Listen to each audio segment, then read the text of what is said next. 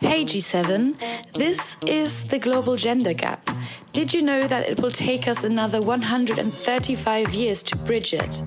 That the pandemic has set us back by a generation in closing this gap? That marginalized women and girls in the global south are most vulnerable to the impacts of the climate crisis, even though they have contributed the least to the problem? We need to turn this phase of crisis into a phase of change. This phase of change needs all of our faces, all of our voices, and we are ready to face it. So, are you ready? We are the W7, a joint force of representatives of gender equality organizations and advocacy groups. Our goal is to bring gender justice into focus within the G7. Our demands will be poured into a final declaration, and we hand it over to the presidency. So join us and become a face of change. For more than 45 years, the G7 has represented an informal forum of the formerly most powerful economic nations of the global north. The G7 is not just this one summit, it is a long process with an influential outcome, the G7 communique. So let's face it, women in all their diversity need to be wherever decisions are being made. Represented. Together, we create a gender equitable way out of the crisis. W7, time to face the change, time to bridge the gap and get over it.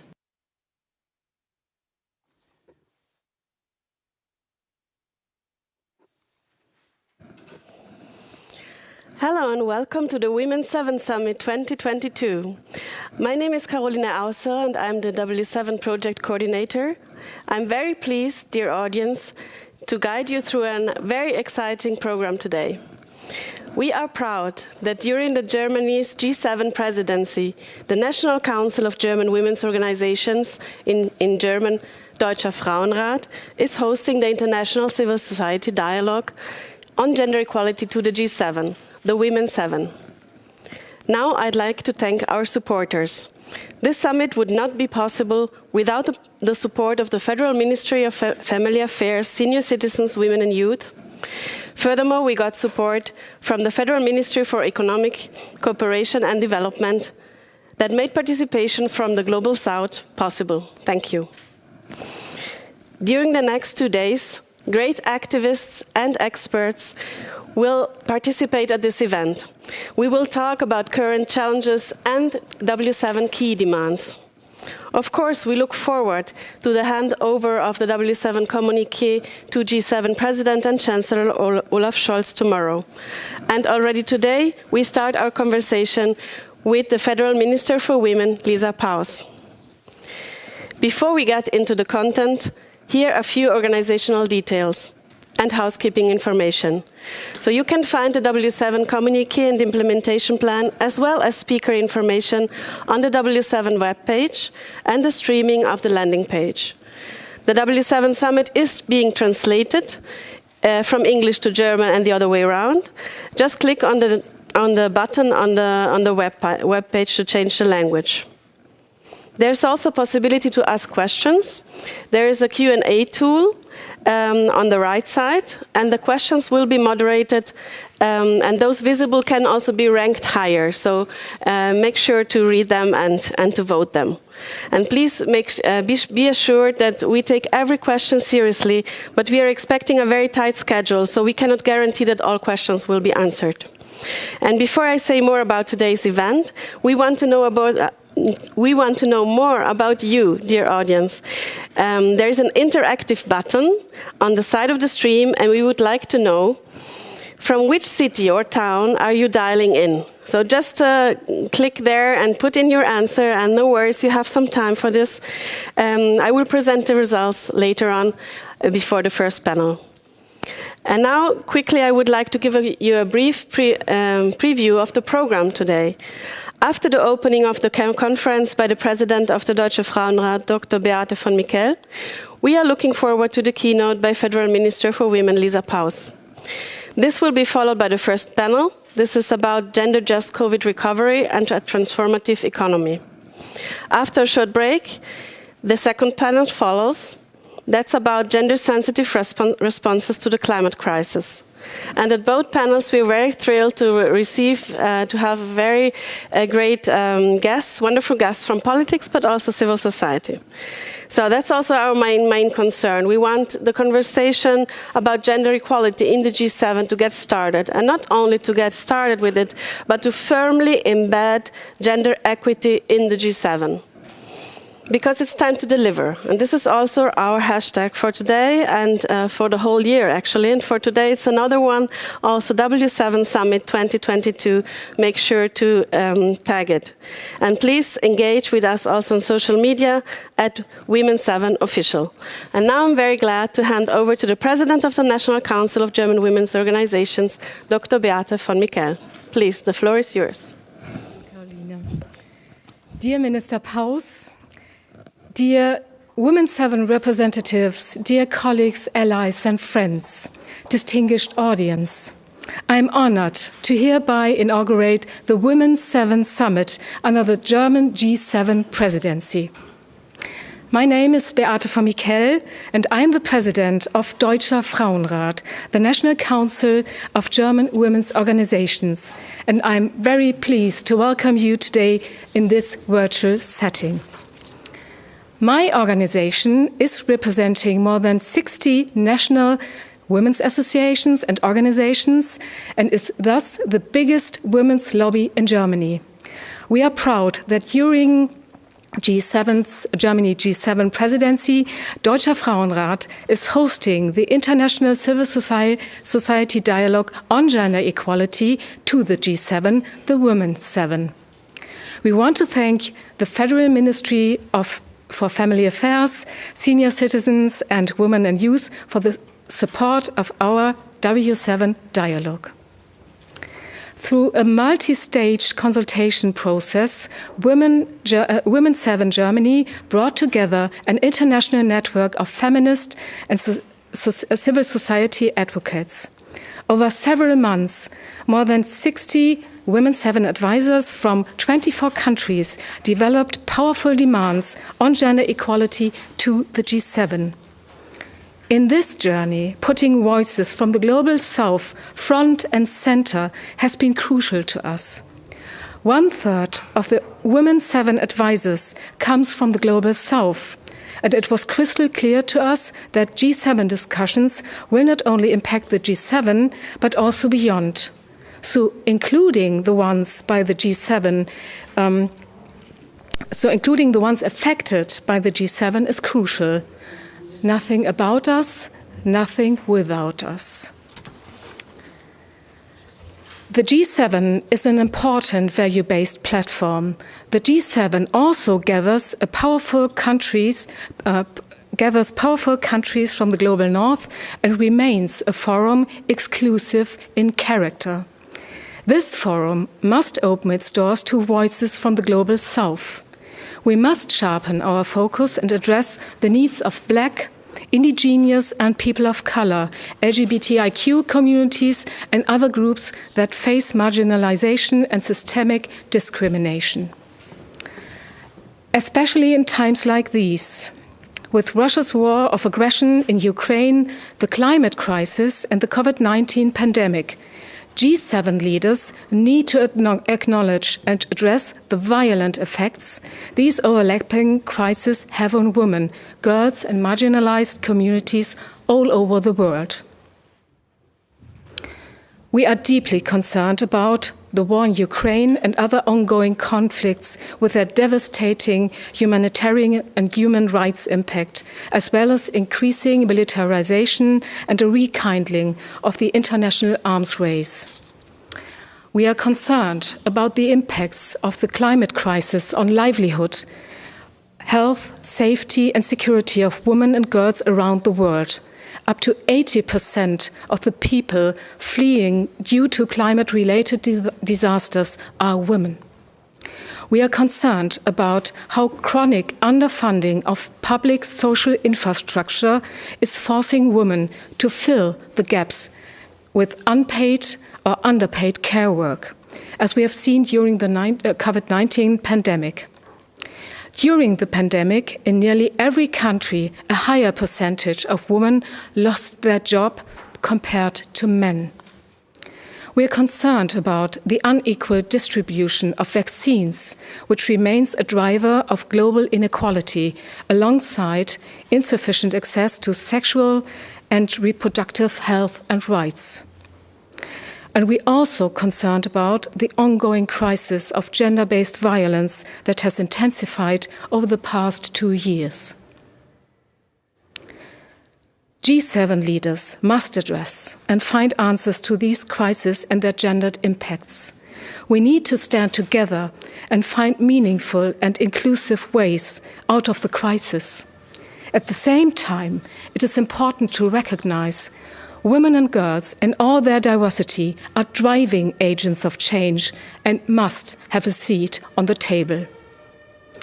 It is truly time to deliver for a gender-just future, as the slogan of this year's Women's 7 Summit goes.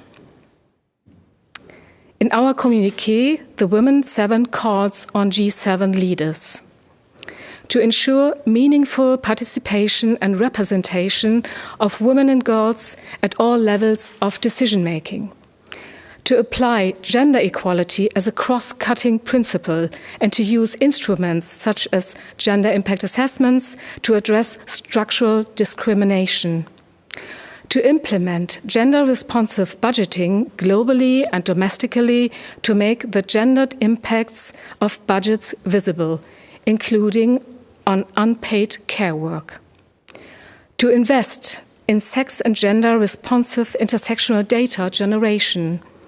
And finally, we need an accountability mechanism that tracks and reports about the progress towards gender equality in the G7.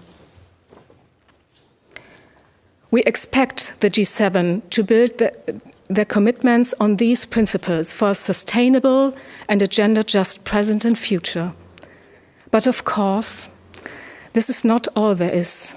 We are very proud to present during this Women's 7 Summit the outcomes of our intense work and to discuss our recommendations and ideas on how to truly implement them with several stakeholders representing politics, academia. Our vision is a G7 with transformative power, an inclusive, not exclusive forum which is open to the voices from the global south, addressing our responsibility in terms of colonial legacies, a platform that stands up for a more equal and gender-just world, bringing women and girls and gender-diverse people into decision-making spaces. A forum that ensures gender equity is part and parcel of all G7 discussions and decisions. And I'm deeply convinced, only together we can create more inclusive, resilient, and gender-just societies for future generations. Thank you. Thank you, Beate. Thank you. Thank you. And now we very much welcome Federal Minister for Women, Lisa Paus. Before starting her keynote, we will take the opportunity to take a picture with our president. Please, if you come here.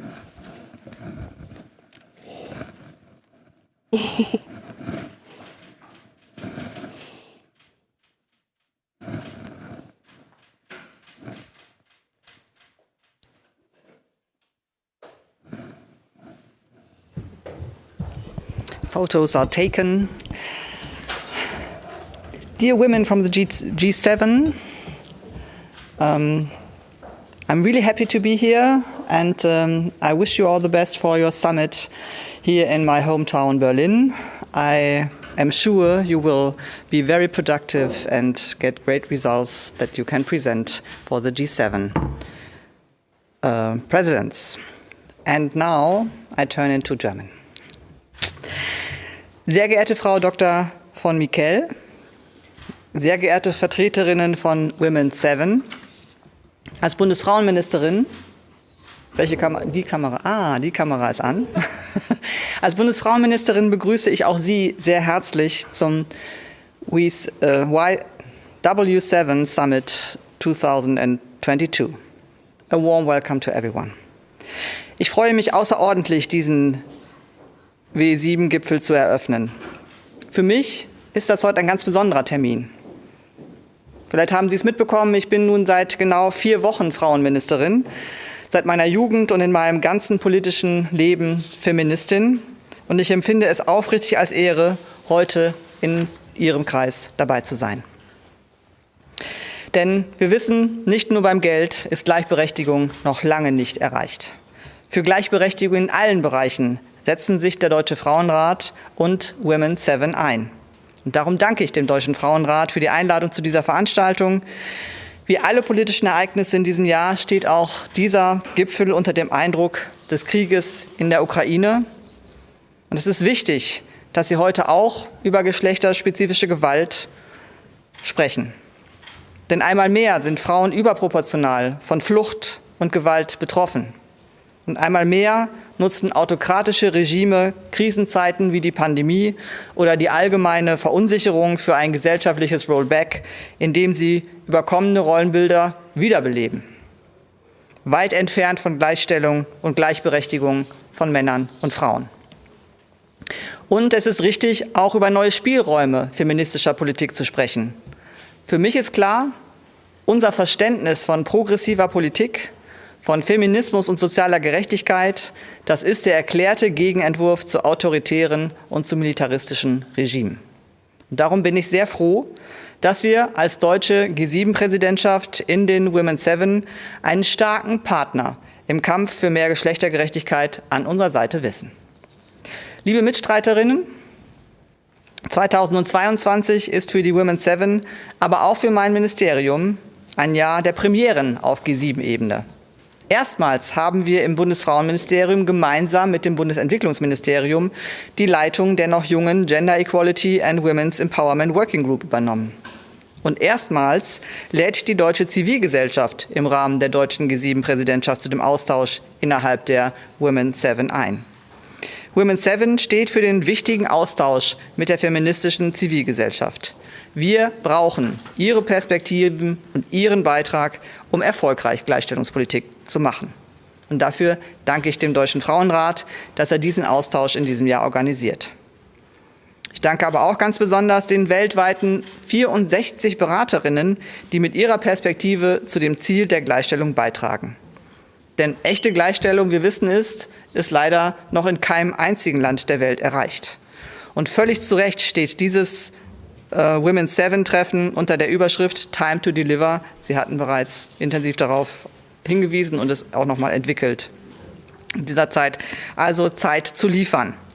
Denn nach vielen Fortschritten in den vergangenen Jahrzehnten hat die Corona-Pandemie in nur 2 Jahren atemberaubend uns zurückgeworfen und gleichzeitig gravierende Missstände, die man zwischendurch schon so ein bisschen nicht mehr gesehen hat, einfach noch mal aufgedeckt. Frauen leisten nach wie vor einen Großteil der bezahlten und auch der unbezahlten Sorgearbeit. Zugleich werden sie meist schlechter bezahlt, arbeiten in Teilzeit oder arbeiten in Jobs ohne weitere Aufstiegschancen und soziale Absicherung. Und auch in Führungspositionen sind Frauen nach wie vor unterrepräsentiert. Das wollen wir abstellen. Diese Ungleichheit ist nun wirklich endgültig aus der Zeit gefallen. Im Kreis der G7 und weltweit. Wir alle wissen, um alle Formen der Diskriminierung von Frauen und Mädchen aus der Welt zu schaffen, wie es die Staatengemeinschaft mit der UN-Agenda 2030 beschlossen hat, müssen diese 50% dieser Menschheit gleichberechtigt an allen Entscheidungen beteiligt werden. Ich möchte in einer Welt leben, in der Frauen gleichberechtigt mitbestimmen, wenn es um die Verteilung von Chancen, von Land, von Ressourcen und von Geld geht. Und um die Verteilung von Macht. Und deshalb ist es wichtig, dass Frauen in den relevanten Entscheidungsgremien Gesicht und Stimme bekommen. Umso mehr freue ich mich deshalb, dass die Women 7 ihre diesjährigen Empfehlungen morgen an Bundeskanzler Olaf Scholz persönlich übergeben werden. Mit unseren G7-Partnern werden wir uns dafür einsetzen, Gleichstellung auch international weiter voranzubringen.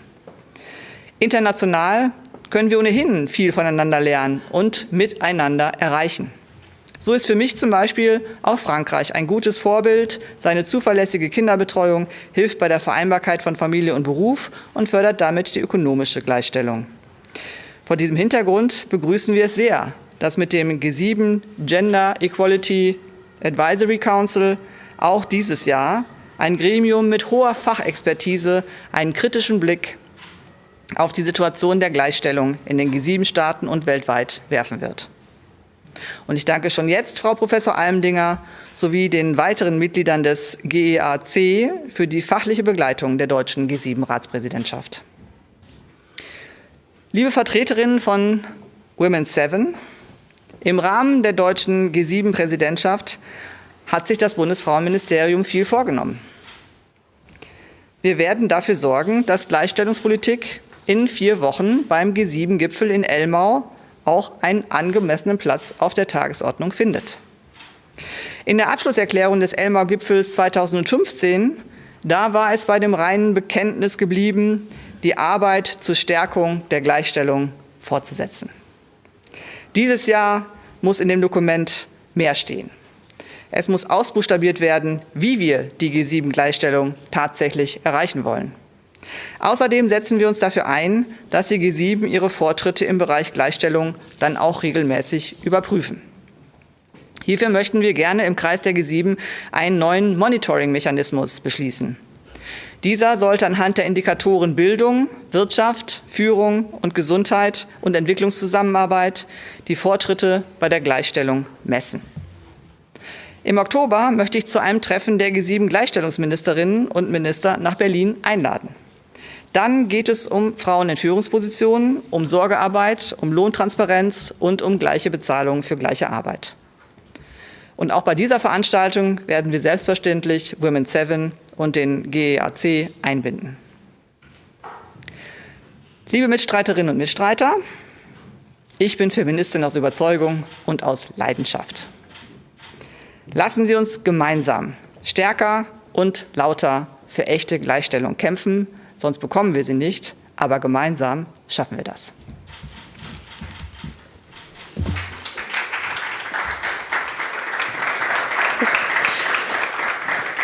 Thank you, Minister Paus. We are so grateful having you here today, and thank you for your support for W7. Thank you again. Thank you.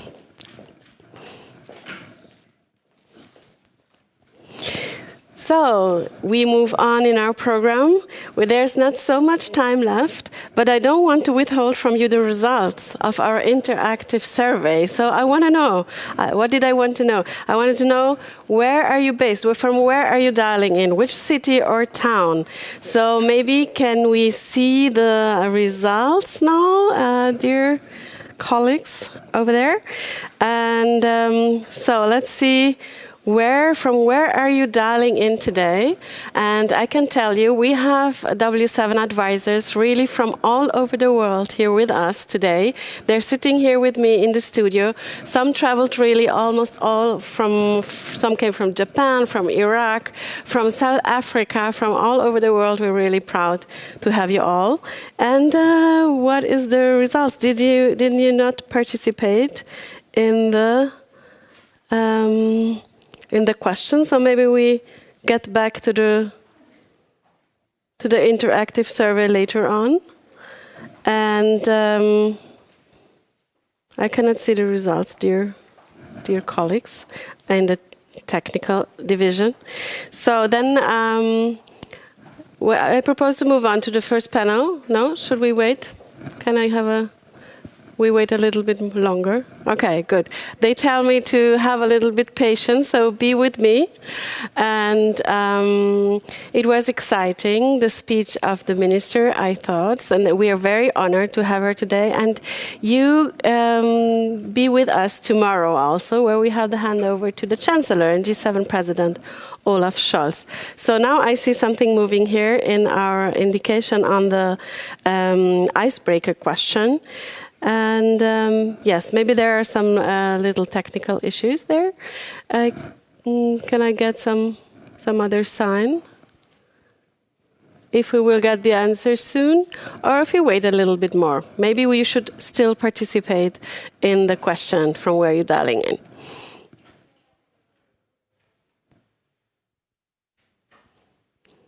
Yeah, they tell me it takes a little bit longer. So maybe I already introduce a little bit of the panel, what we are supposed to hear now. So soon there will be the first panel, and it will be about gender-just COVID recovery and transformative economy. And this is a very important issue since we, from the W7, we had 2 working groups on this issue, preparing the communiqué and the implementation plan. So this panel will be moderated by Juliane Rosin. She's the head of the Division of the International Affairs at the National Council of German Women's Organizations. And she's also leading the project W7 in 2022. So let's wait a little bit longer if we get the answer on the icebreaker. And then we will have another surprise for you, dear audience, because there will be a video coming up before the first panel. And there you will see our W7 advisors telling you what are our key demands on this issue, on COVID, gender equal, on gender-just COVID recovery. Sorry, the other way around. So some more information on where you're dialing in. Maybe you did not participate enough. Maybe we have to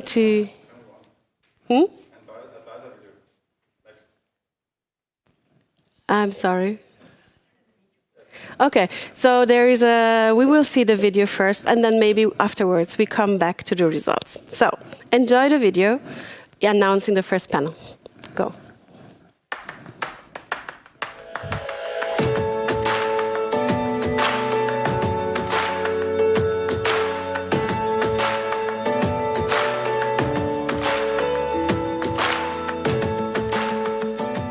Hey, G7. Progress in gender equality is impossible without women's economic empowerment. According to the World Economic Forum, it will take 268 years to close the gender gap in economic participation, and this is simply not acceptable. As you know, the pandemic has had a disproportionate impact on women and girls around the world, especially those who are most marginalised. Women's unpaid and underpaid work has had to fill in the gaps as public services are stretched to their limits, while more women lost their jobs than men, and their return to paid work has been slower. In the face of global crises, G7 must ensure that women and girls progress in the world of work are equipped with full economic rights and opportunities. We, as W7 advisor, thus call to the G7 to adopt transformative economic policies that go behind crisis management to address structural economic barriers to gender equality. To promote decent work for women both at home and globally, including migrant workers and those working in the informal sector. G7 countries should provide tailored support for women entrepreneurs and ensure their equal access to finance, to markets, and to procurement opportunities. We, the W7 advisor, choose call on the G7 to ensure to provide quality education, mentoring, and training systems at all levels for women and girls in all their diversity. We at the W7 say it's time to strengthen women's leadership in COVID responses. It's time for decisive action to implement feminist economic recovery packages that promote decent work for women in all their diversity, that recognise the value of unpaid care across policymaking, and that invest an additional 2% of a country's GDP in gender transformative health and care services. Are you ready? It's time to deliver. Time to deliver. It is time to deliver.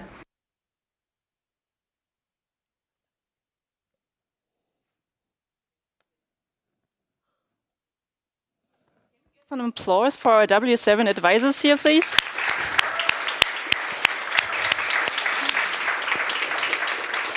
Because it sounds so simple, just 2.5 minutes, but actually it's been months of intense work. So really grateful that you spent your energy and your work on this, and having very concrete recommendations will definitely help to convince the G7. And I'm really happy and delighted to have the honor, yes, my name is Juliane Rosin, to facilitate this very first panel. And even though we're waiting for some very important person, I think we just start to set the scene and use this time just the way we want to use it, right? So I want to use the time to speak with you about the gendered consequences of the COVID-19 pandemic. And I assume most of you already heard that, well, women and girls and marginalized people were disadvantagedly or higher affected by the consequences of the pandemic. Just some numbers. So women lost their jobs about twice as much compared to men globally, twice as much. To give you even more concrete understanding what this means, this came together in a total of about $800 billion missing. So women and girls really lost money during the pandemic. And actually, even prior to the pandemic, there was a gender divide on the labor market participation. So what we see is that the pandemic, again, multiplied already existing discriminations and structural inequalities, not just based on gender, but also based on religion, race, ethnicity, displacement status. So I'm very happy to be here, not alone on this panel, but to have very qualified panelists. And I want to introduce them very quickly, at least the ones already here. And then later, of course, we'll include the one who is still missing. So sitting next to me, I have Musna Deric. She is now based in Canada, but you're original from Syria. So you traveled all the way from Canada just to attend our summit. So I'm very thankful for that. You're an W7 advisor. So it was also your work we just listened to. Thank you so much for that. You're a policy analyst and a researcher and an advocate for the diaspora of women's refugees political participation. And you are a co-founder of the Syrian Women's Political Movement. And also you founded Women Refugees Not Captives, aiming to end forced and child marriages of Syrian women refugees and girls. And I really want to talk about how the pandemic hit women on the ground and women's networks and what's needed to support them, not just for their own sake, but for all our sake. So thank you so much for coming and being here. So, and sitting next to Musna, we have from Ukraine, now based in Berlin, Daria Mustafina. You're an entrepreneur and an activist, I learned. And you're here to speak about your perspectives as a founder and director of the Institute for Partnership and Sustainable Development. And also you're the coordinator of the Academy for Women Entrepreneurs. That is a network of women entrepreneurs who are now using their capacities to, well, use their enterprises for humanitarian aid to support the situation on the ground. But this is not where you started. You actually been a youth activist right from the start, right? So I learned you're one of the young world ambassadors for Ukraine. So we're very happy to have you here, Daria, and go into everything later. But as you can see on the screen, we don't only have wonderful women here in Berlin, we also have someone tuned in from New York. Speaking for France, it's Delphine O. She's ambassador at large. And I think it's very interesting to know that she's the youngest ambassador in the history of France. And even more important for us, she is the Secretary General for United Nations Generation Equality process that took place yesterday. Not yesterday, sorry, last year. But obviously, there will be some follow-ups in the future, and we will discuss this later. But I think something really should know right now, this process was co-organized not just by France, but also with Mexico, and facilitated and organized by the UN Women. And yes, we are very looking forward to have you. And I think we just jump into it directly. And as I said later, and we include the missing one. So Musna, I'd like to start with you. So I already explained that you're intensely engaged when it comes to, women's organizations, working with the people on the ground, and just give us some quick understanding. How did the pandemic hit you, the work, and the women you work with? So we have better understanding of concrete examples. Yeah, I think it's on. It's on? Yes. Okay. As a intern worker coming in from Syria, so it's like working in this field. It's not easy because you have bombs from the sky and also a pandemic on the ground. So with with the country that has like 6 million of displaced people, half of them women and children, and they are like in limbo for years. Like it's been like a decade for Syria, and like the situation of COVID puts like women's life under risk, under concrete risk, because like what I noticed from the ground, that like at the beginning, the funding cuts that happened at the beginning of the COVID has affected like a services for women, including like shelters, health services, and also education and empowerment programs for women. So this is like at the beginning. So women ended up without having access for basic services because, like, you know, the whole world, it's just like busy to respond to the pandemic. So this is why the funding. It's really affected the response of the local civil society and like local NGOs on the ground, and also the situation of women. And because of the lockdown, and so many of women have been victims of gender-based violence from. They've been like locked in their tents or like in their camps, and sometimes in their where they are based, and faced like a violence from their partners or like their family members. So and without having any like difficulties to reach out like service providers and also protection providers to help them to find a way to get out of this situation. Further, the shift to online spaces also, you can imagine like even in developed countries, there's like a need for devices and like internet and connection. So imagine for displaced women, there is like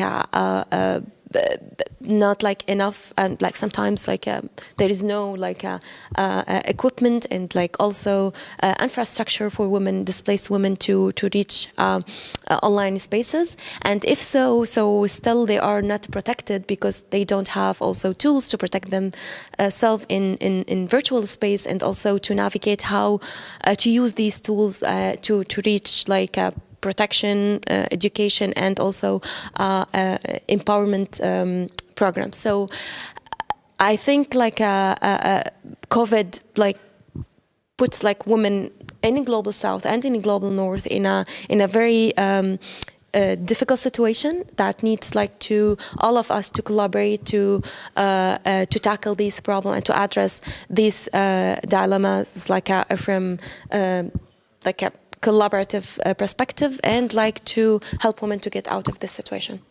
Thank you so much. Yes, I understand. So the cutting of funding, so having nothing to support you and your work, and then everything turning into the digital space, but with no access to this in the first place, how to organize. Exactly. And I assume especially the second one, Daria, was very important for you and your work.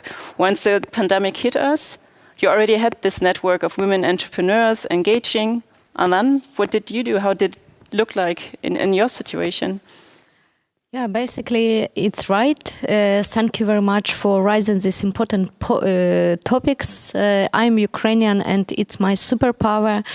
And I'm honored to be director of Institute of Partnership and Sustainable Development and to implement the Academy for Women Entrepreneurs. And to be like directly on the frames of lockdown and pandemic, we organized the online academy for thousands of women entrepreneurs in Ukraine.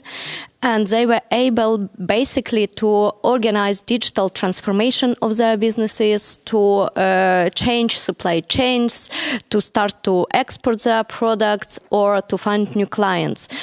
And basically now this powerful network of women entrepreneurs become a network of people who saving lives, who help to evacuate people, who help to provide food and necessities to civilians in different cities of Ukraine.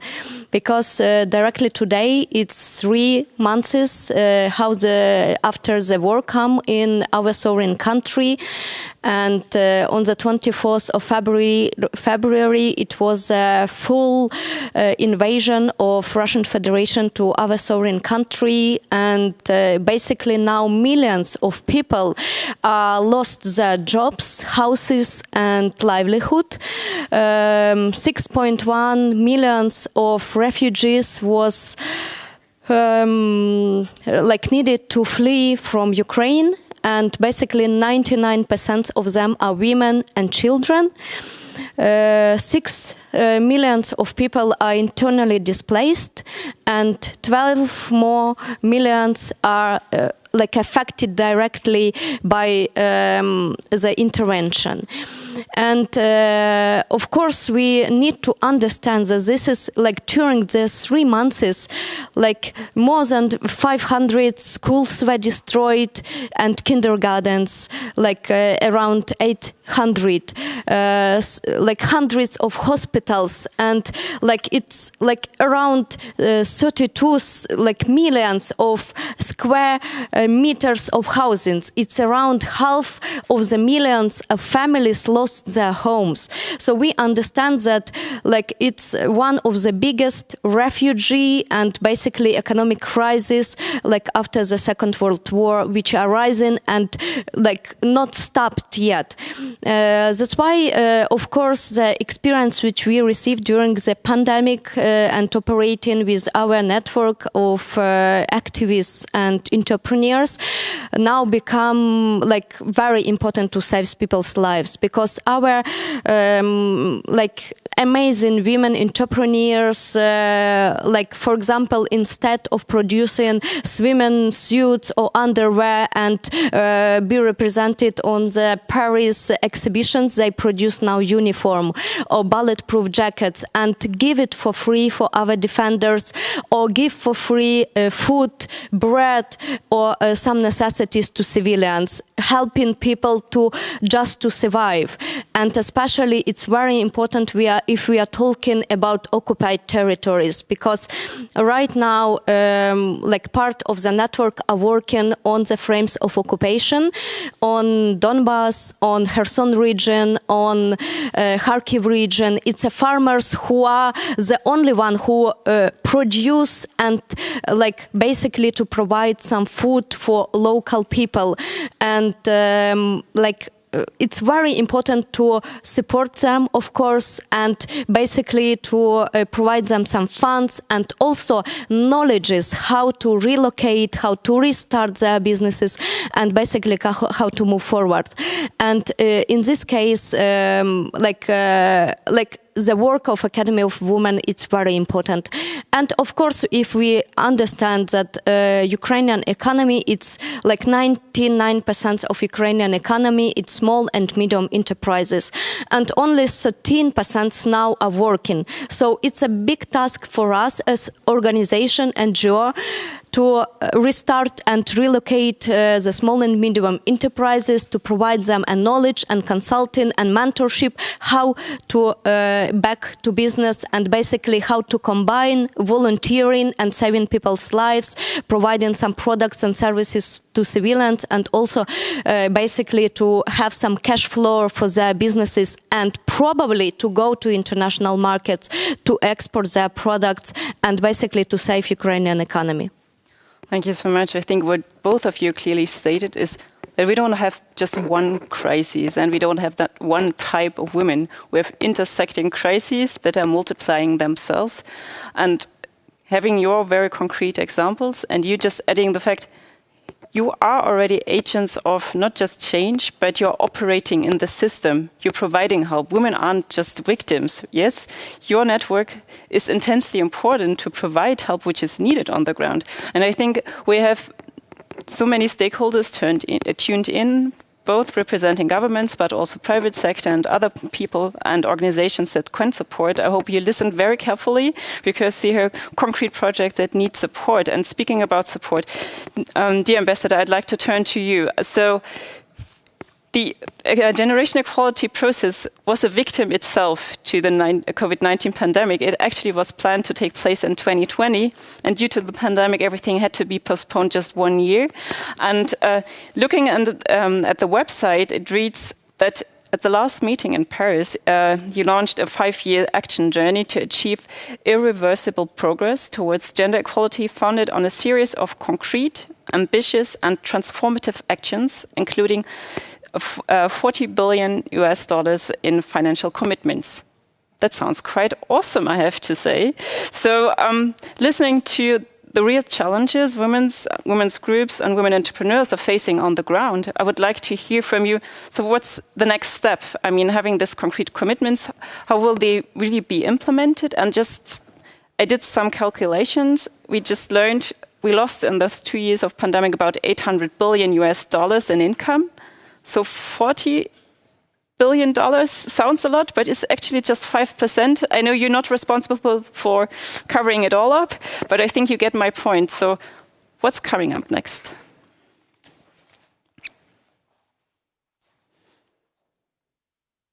Sorry, I can't hear her, unfortunately.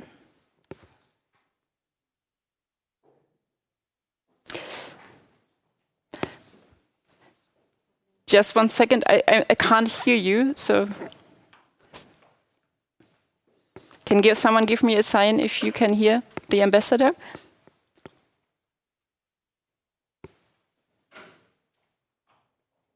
Yes, can you hear me? Yes, perfect. Oh, so okay. Great. So yeah, that sounds like pandemic, so you still are mute.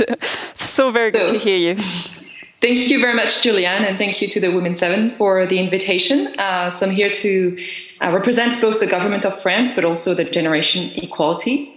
As you have said, $40 billion to support gender equality and women's rights in the next 5 years. It may sound a lot, but it's definitely not enough. It is, I would say, a good starting point, remembering that it had been, at the time that we held the forum last year in 2021, 26 years since we haven't had a UN World Conference on women's rights and gender equality. So, again, it's a good starting point. The objective of the forum is specifically, and building on my two predecessors, not to trigger a new international convention on women's rights or gender equality, not to have a new resolution, not to have a new declaration by leaders, but precisely to fund specific, concrete, action-oriented projects. And these funding is organized around 6 action coalitions on different topics. One is gender-based violence, another one is economic empowerment, another one yet is the intersection of gender justice and climate justice, and so on. And so we had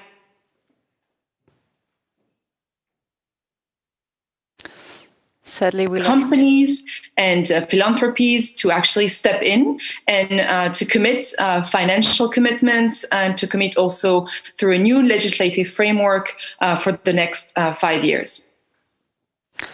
That sounds like a very good starting point. So I saw that our final guest did arrive, so I used this break to welcome Dirk Meyer on stage. He's the representative for the current G7 presidency and representing the Ministry for Economic Cooperation and Development. We're very happy to have you. I have to look it up because your title is very long, but very interesting. You will recognize in a second. So you're the Director General for Global Health, Employment, and transformation of the economy. So I think we have the right guy. Digital technologies, food, nutrition, security. Thank you so much for taking your time and being here. And I just give you a short summary of what we already discussed, because the stories you already listened to were quite intense and very important. So we realized that the pandemic hit women and girls, the marginalized groups, extremely. They lost their job disproportionately more than compared to men. They had a huge loss of income during that time. And we see that, especially on the ground, talking about women refugees and women entrepreneurs, huge cuts of funding, even though the capacity of women and women organizations organizing themselves and providing help themselves coming them wasn't really used. And what we see is that the recovery funds that were put together in an intense space were actually were just trying to fix a system we wanted to overcome. So we see that millions and trillions of dollars going into companies producing cars where mostly men are working. And we see that all the money which shall help people, employees, well, if women are less employed in the first place, it will definitely have the advantage of you receiving this money. And then, as I said, the fundings for women's organizations, well, this is a situation. Happy you are here. We know that the G7 development ministers just met last week. We're very happy that we had a chance to speak, and we really congratulate the Minister Schulze on the feminist development policy, which is definitely something new and really revolutionary, since she herself was stressing the fact that now it shall be about transformation and inclusion and intersectionality. This is something we honestly never heard from a German ministry so far, so thank you so much for that.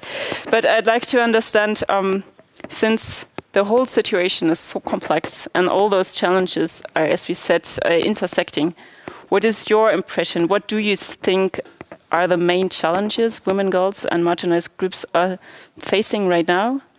And maybe some first ideas on how you act on this. So if you would take the microphone. Is it on? Yes, it is on. Okay.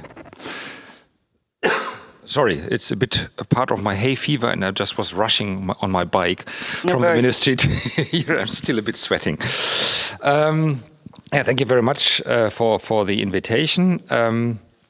Actually, what we realized, and the diagnosis is exactly the same you just made, that we are not just living in time of multiple crises, but also that these crises hit women first and most heavily.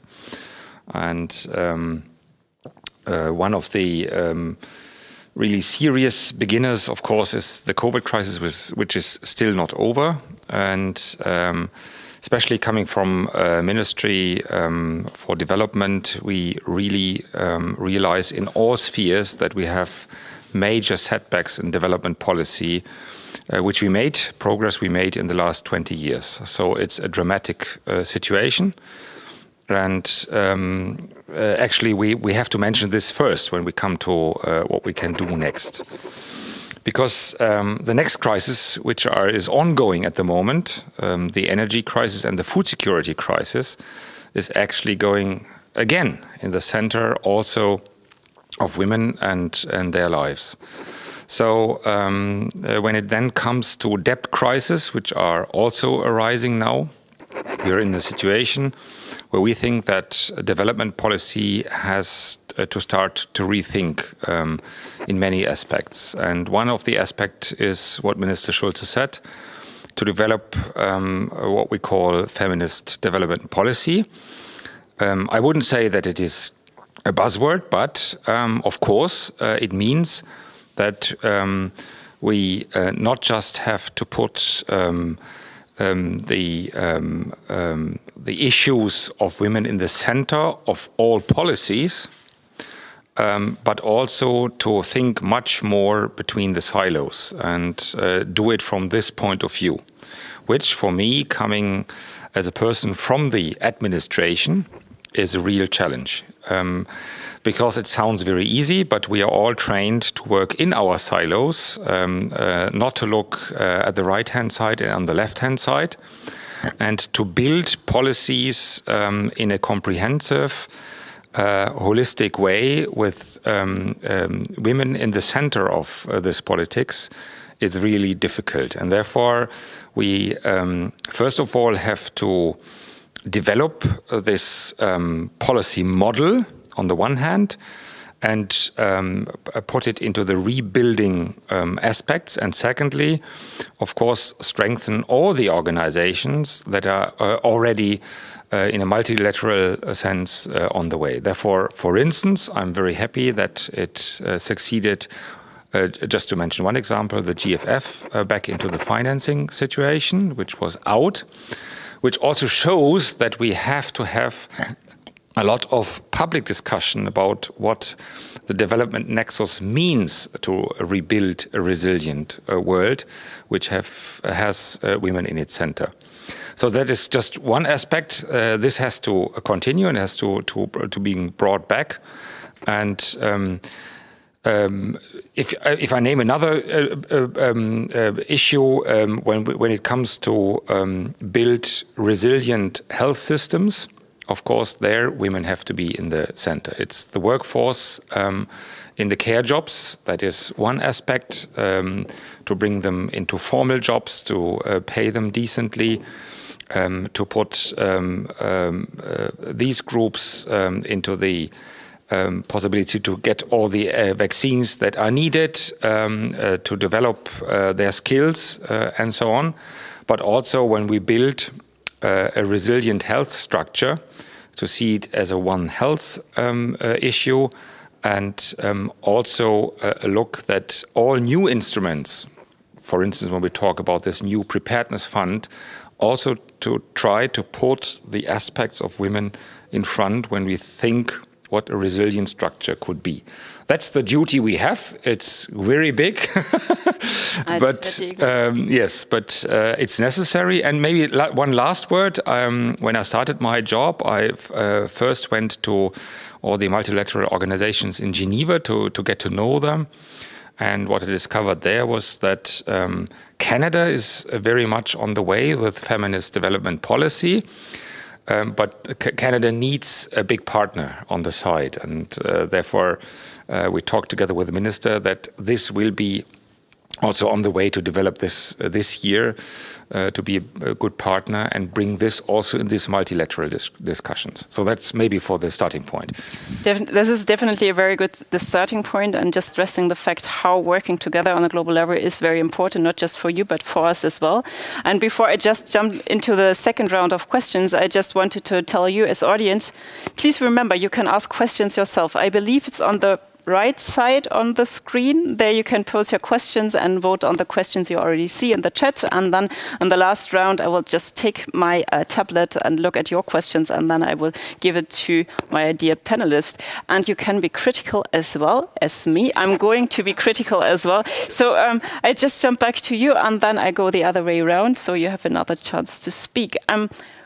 We learned women organizations and companies are organizing themselves.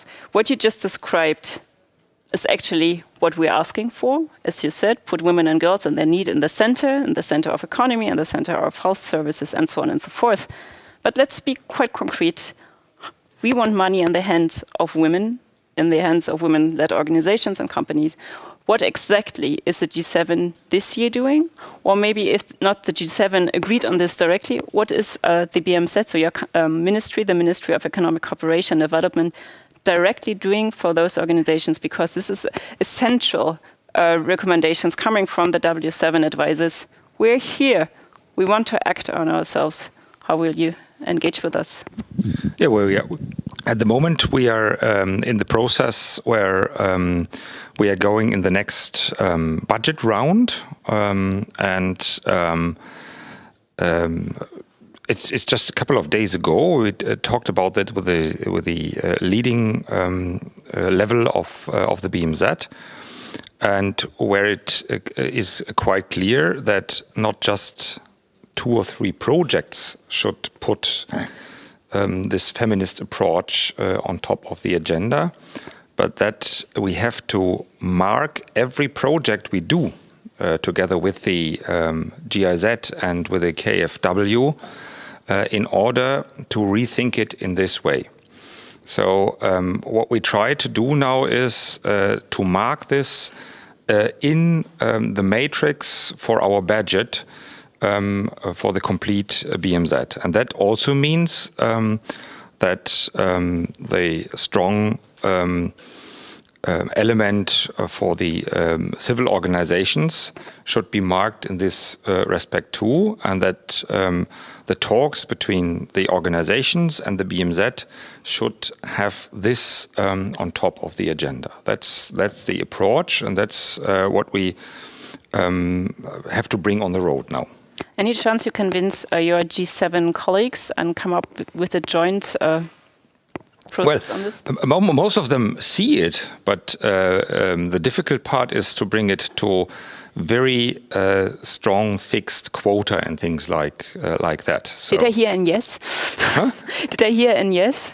No, hear a yes. It is difficult. It's difficult. It is difficult. Yes, absolutely. Yes. I mean, as I said, Canada is part of the G7. Canada is very much on our side. But not all see that marking it also means to bring the amount of money in it. I know. You have to see that in the international context, Germany with a BMZ, with an independent BMZ, is also a unique situation. So this is definitely true. What also very true is that France, even prior to their G7 presidency in 2019, pronounced their feminist diplomacy. So this was a very important step, and I think this directly led to co-hosting the Generation Equality. So, dear Ambassador, maybe you just jump in and support your G7 colleague here on what France may do to support this on the G7 level. But also, I learned that in Generation Equality, there was a subgroup working directly on putting money in the hands of women. So please, enlighten us.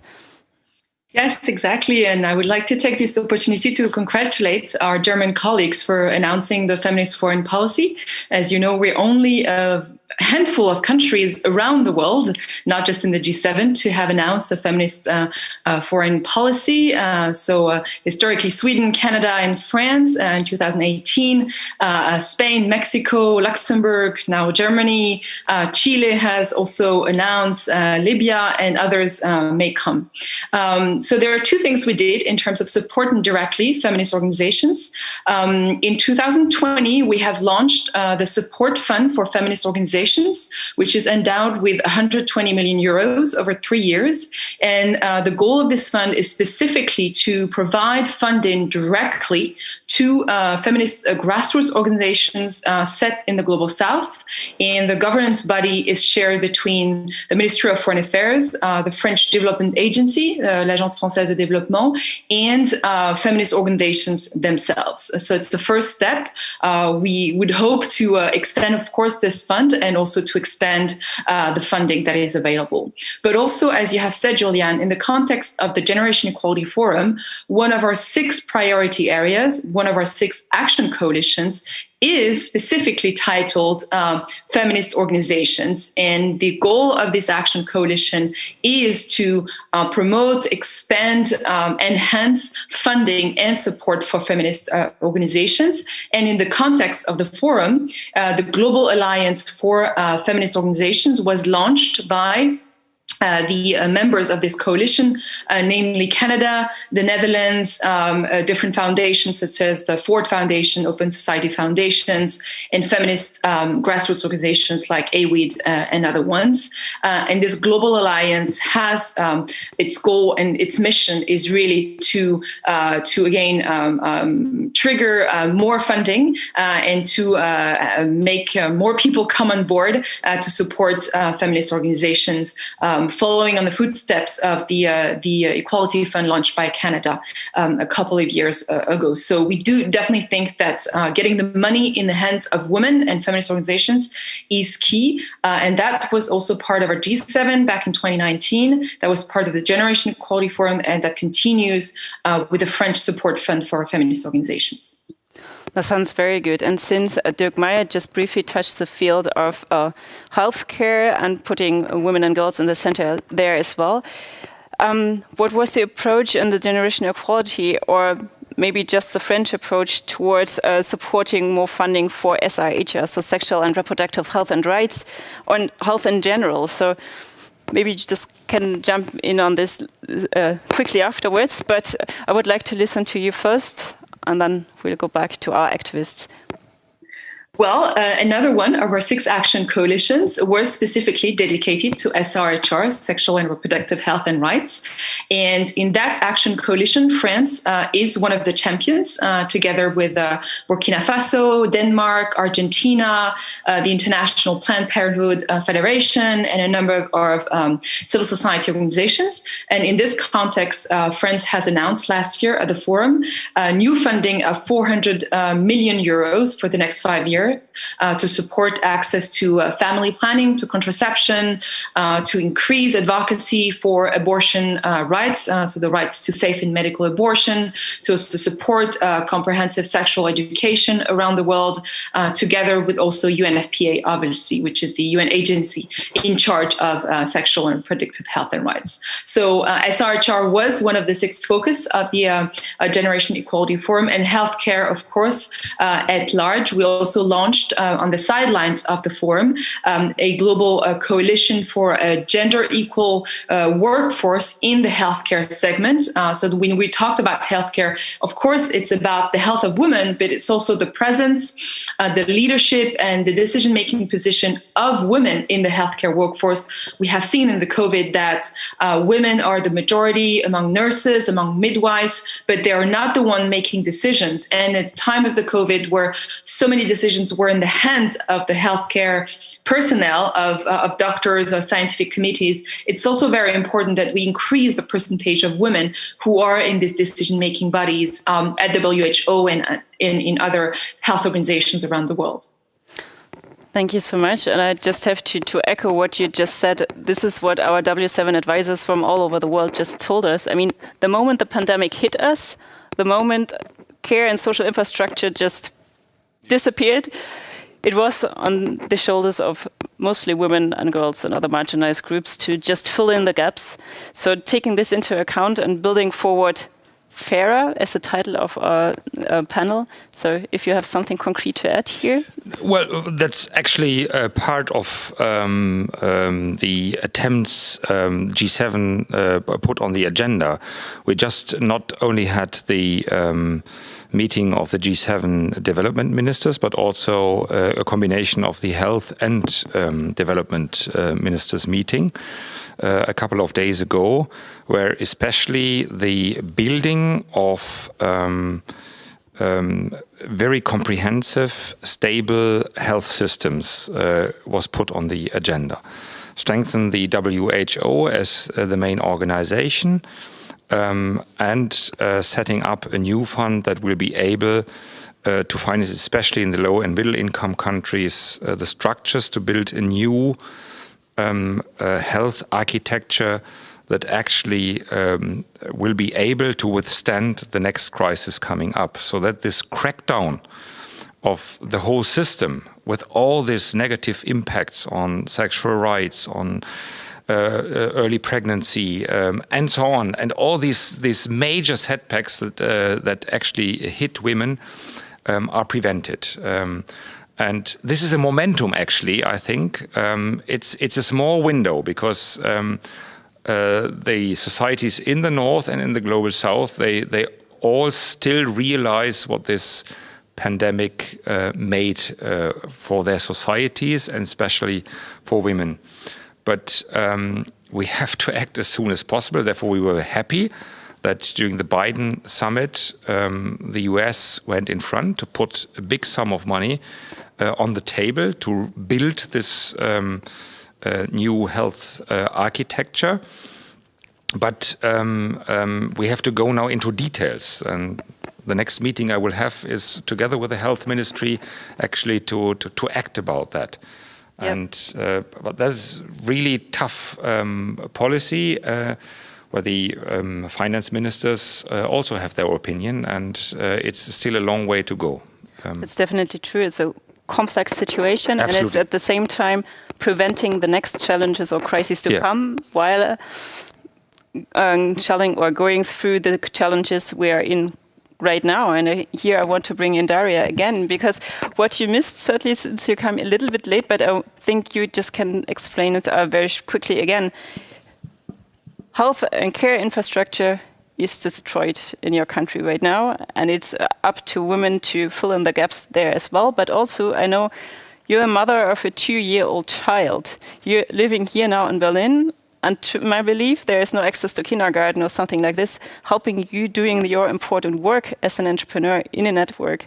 So couldn't you give us some more concrete examples on how you work here right now and what would really help you to do your work? Just using your chance to address the G7 directly and the UN, and France is sitting here with us.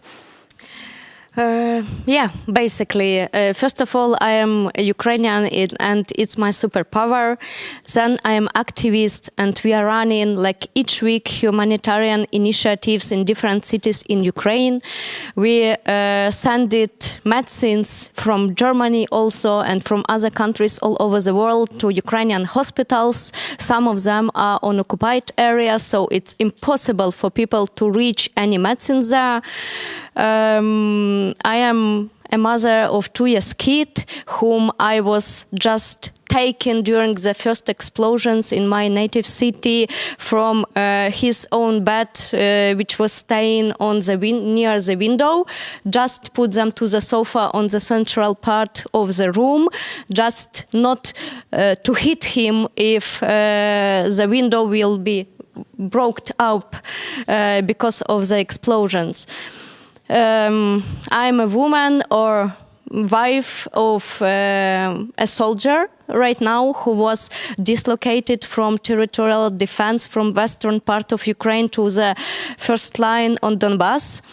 And as other, like for now, it's like, I don't know, thousands or dozens of thousands of women who received in the morning only like the message which consists from one sign, it's mean plus, which is means that our my husband and the father of 2 years kid is still alive there.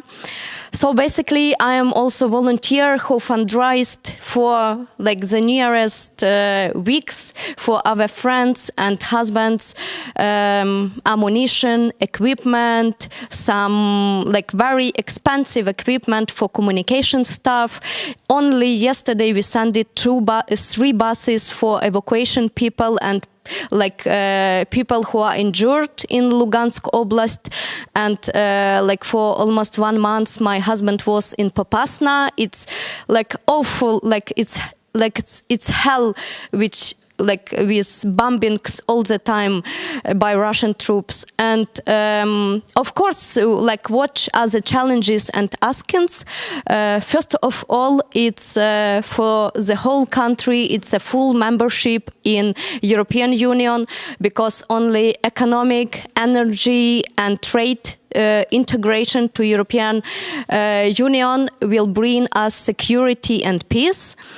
Secondly, of course, it's an opportunity to full reach G7 and European Union markets till 2030. Of course, the most important right now is we still are asking to close the sky to bring us the weapons, because our people sacrifice their lives. They're fighting for European values, for democracy, for rule of law. And they are protecting not only our independence and the independence of our country, but basically the humanism and the future of the whole world. And we sacrifice our lives, but we are asking at least to give us weapons and close the sky, because as the example of our soldier friends who was dislocated as territorial defenders to the first line, they were only with automats before the Russian tanks and aviation. And it's like enormous number of people who were killed there and still dying every day. So, yeah, we are women entrepreneurs who saving civilians in occupied territories also. We provide food, necessities, services, and so on.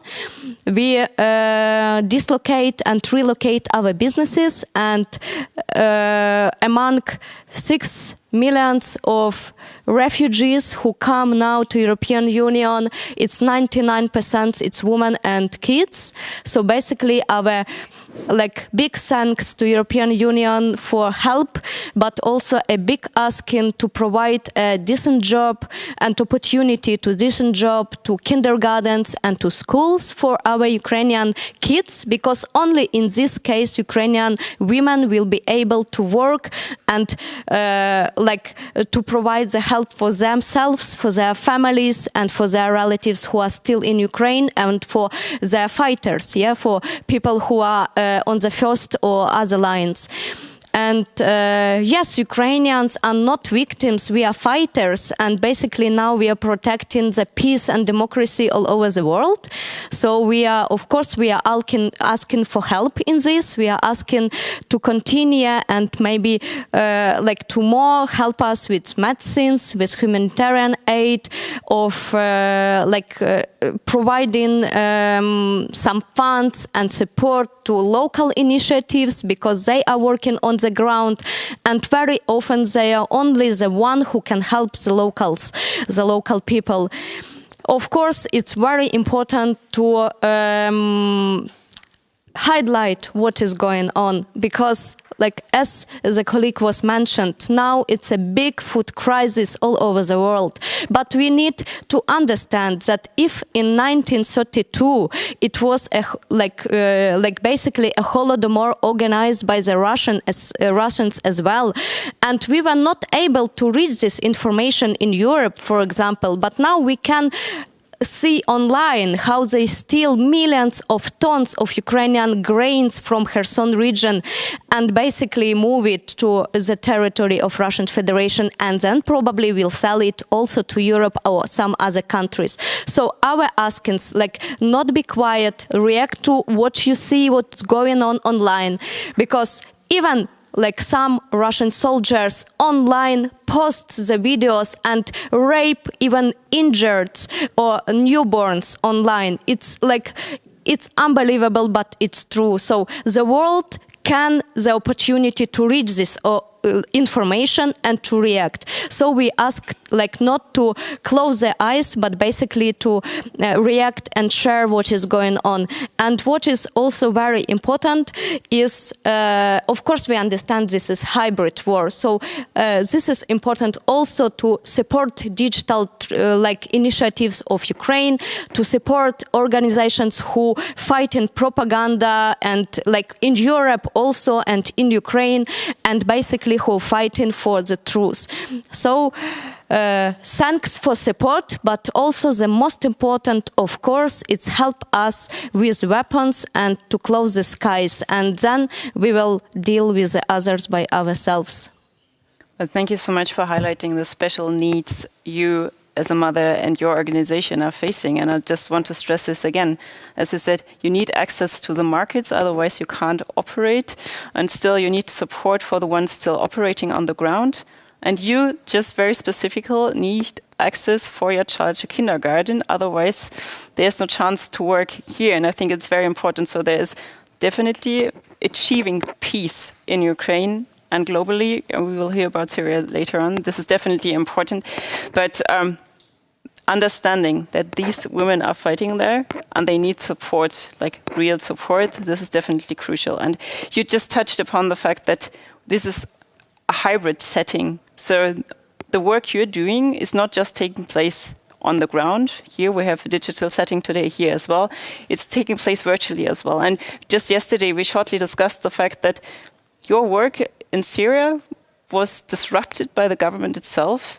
So maybe you just can take us into this and then just add upon what concretely do you need for your work and what do the women do need your work with, so we just can close the first circle. Yeah, so back in 2011, I've been also victim of cyber attacks from the Syrian regime, and so they hacked my email, my Facebook and Skype and everything, and this is also what we see is with COVID, that COVID has shown us that there is no borders or limitation for crises and for pandemics, and we need like to have like a real partnership between the global South and the global North, and also to strengthen the local and the grassroots organization, and especially women on the ground, because they have the trust from local communities and also the access to the most like difficult to reach like villages and areas, and this is also what COVID has shown us. It's like we reach them to convince people about like the threat of COVID, and also to get like also vaccine, but also at the same time when there is like a monopoly on vaccines, it's like to have access to vaccines. So if people in the global South, in Syria, and like in neighboring countries, refugees, including Yemen and other conflict countries, they don't have like vaccines, so we will not end up with the situation of the pandemic. Now we have like a monkeypox, like a new pandemic. So this is like how we need to see like these problems and these crises. It's like as like we need to tackle these problems together, and like meaningful participation of women and also grassroots organization is a key, is a tool, but it's not the goal. Like, because the goal is like to have equality. And I want to also to build on what Daria said. It's and like to build on that the crisis have no borders, because like impunity in Syria with the Russia intervention, military intervention in Syria, led to the invasion in Ukraine. So if we had accountability at the time, so we will not be in this situation right now. So this is how these crises is like have links and like correlations, and like how we need to really, when there's like a crisis, to put and to use like a local grassroots and local leaders to tackle these problems, and not see it as isolated. This is in Syria, this is in Yemen, this is in Ukraine. No, this is like the impact. It's like on all the world. Like now we are in a food insecurity situation because like Ukraine under the invasion, and like also the like a Russian invasion, and also like Syria when there's like a displacement from Syria to neighboring countries, because like there is no security, there's like a bombs and from the sky, and the pandemic on the ground. So we need to see like a conflicts, pandemics, and in a different way to strengthen preparedness, and also to use grassroots organization as a real partners, not as a ad hoc intervention or like ad hoc. And finally, to have a budget. So there is no change without budget. There is no policy and structural change without having real budget and good funding for like to respond to these crises. Yeah, thank you so much. I think both of your examples showed very clearly that it's a very important step to start with announcing a feminist development policy or a feminist foreign diplomacy. So this is very important to understand that we really have to transform the way we look at the situation, and we really have to include the ones who we actually wanted to reach. It's nothing we do for them, it's something we do with them to really change the whole situation. So I assume you have something you want to react to those. And I just want to turn towards the audience just quickly. I don't have any questions yet, so I'm not quite sure there's just yet another technical problem of today, or whether you are just so intensely listening that you don't have the time to write something down. So please get engaged with us, and if you have any questions, just send us them to us, but no worries, I have tons of questions myself, so giving the floor to Dirk Meijer just once again. Yes, I mean, it's almost impossible to add something to your not just touching, but also very impressive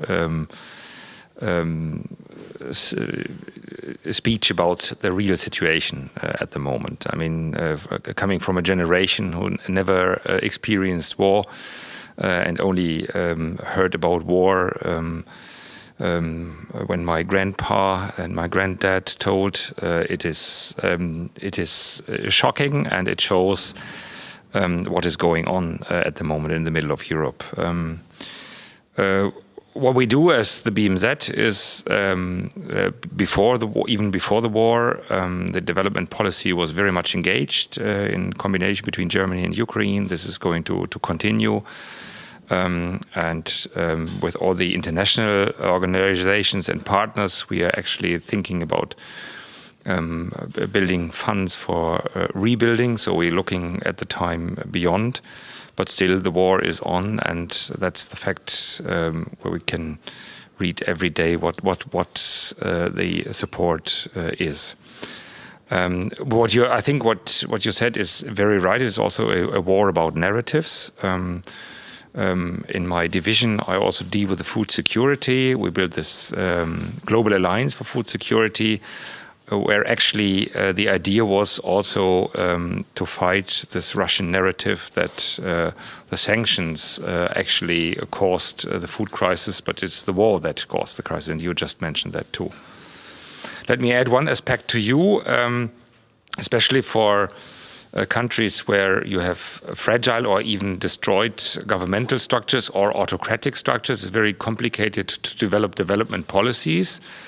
And therefore, we concentrate then on the support of civil society organizations. And you just showed how important that is to strengthen the people on the ground to act beyond the very often very complicated governments. And therefore, a development ministry has to act in both directions. With a normal state, you can do it by normal consultations with the governments, but here you are actually forced to go into much more complicated situations and support the civil organizations, which we do.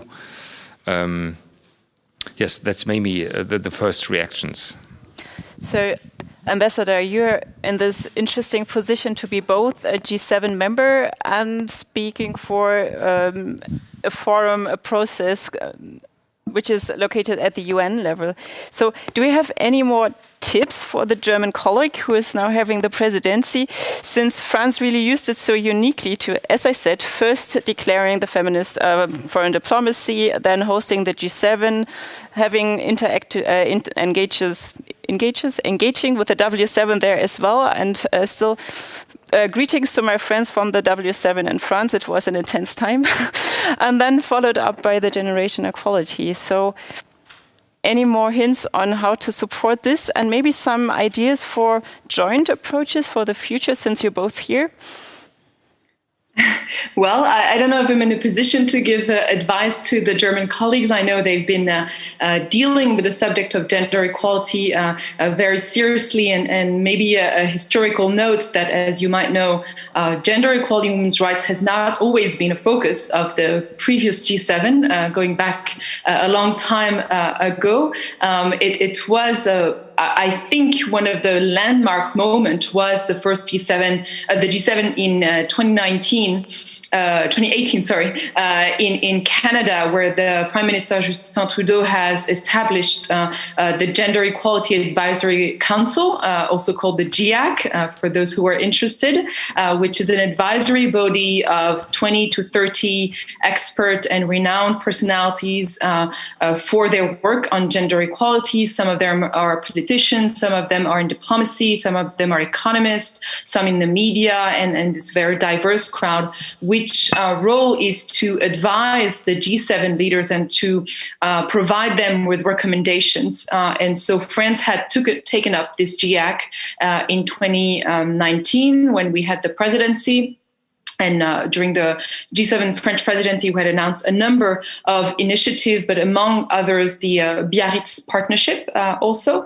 And then it was, there was sort of a gap here when there was a US presidency of the G7, but then the GIAC was reactivated for the British presidency last year. It has also provided important recommendations to the G7 in the UK last year. And I know that the GIAC has also been, will be reactivated delegated by the G7 presidency. So it's very important to have this independent, high-level body providing advice and concrete recommendations for the G7 leaders to base their decision. And of course, it's a very specific time. We have talked a lot about COVID and the impact of COVID on women. I would like to say, and even speaking as a government's representative, it is still an uphill battle working from within the government to make sure that gender equality and women's rights are mainstreamed. And so there will be a G7 equality ministers meeting, but ideally the G7 finance ministers meeting will also tackle gender equality. Ideally, the G7 environment ministers meeting would also tackle gender equality, and so on and so on. Ideally, it would not remain siloed within the purview of gender equality ministers, which are very important. Ideally, all of the different ministers meeting, and of course the leaders meeting in June, would really tackle gender equality as not only a central problem, but also a central solution to building back, the world of tomorrow. Thank you so much. The first question jumped in and then I destroyed it. So if someone of the technical team could help me with this, sorry so much. Even after 2 years of pandemic, I'm still not able to use a tablet easily, but there they come. And still, I want to use the opportunity because what I saw that most questions are obviously for the representative of the G7. I'm sorry, but still I want to give a chance to the other activists to not just as a final statement, but after listening to everything they just explained, what do you feel is still the most important, really, from your perspective as working on the ground with women organizations? I think you stress intensely the fact that it's so important to have funding for your work, access, and the way to operate on digital level. As we said, you need devices for this and access to this, and you need skills, you need a network of people. But is there anything else you want to add? So maybe Daria, I ask you first, and then Musna, you react, and then I get some help with digital tools here, and then we can listen to the questions from the ground. Yes, for sure. Ukrainian women are those who are supporting, who are fighting on shoulder to shoulder with men. This is also the people who saving civilians, people who providing humanitarian aid or saving people's lives as doctors and nurses and so on. But what is very important for the whole Ukrainian families, it's to basically to wake up from this nightmare, to understand that tomorrow all native people will be near us, that we will be able to stay in our country, to develop our businesses, and basically support the development of the world. Sanctions are matters. It's very important not to support the trade with Russian Federation, because it's bloody money, it's bloody energy if you are buying it from Russian Federation, because all the money which comes, they transform to bullets and rockets. And right now, unfortunately, on the Black Sea, we have 6 ships and 2 submarines with ballistic rockets, which can easily reach any European city in a few seconds. And this is a danger, and we need to count this when we deal with Russian business. So from our Ukrainian business community, we of course we are asking to support and to lobby and advocate stopping deal with Russia and with Belarus, because we understand the close connection, and a lot of rockets now are coming also from Belarus, unfortunately. And the final statement, it's again and again, finally, please close the sky under Ukraine, and of course support Ukrainian business who are nevertheless on the situation. It's on the race. It's providing a product to European Union, G7 markets also. And we have enormous results of IT industry because IT companies saved nearly 97% of their contracts. And 77% of companies reach new clients. So we believe in Ukrainian business, we believe in Ukrainian people, and I truly believe that I will live in the country of happy and free people. Thank you so much. As I said, I will directly give Musna the chance to speak as well. Yeah, so like for like G7 countries and also for global North, I wanted just to put emphasis that dealing with the countries of conflict or like unstabilized like countries, so we need to take risk. It's like I know it's like governments thing, member states, they don't like taking risk, but like dealing with this situation and like when people at the risk, so we need to take risk in terms of our policies, in terms of adopting a new a policy or programs or and also to achieve like a transformative change. So if we will deal and we stay with the as business as usual, so we will not reach like that transformative change and structural change.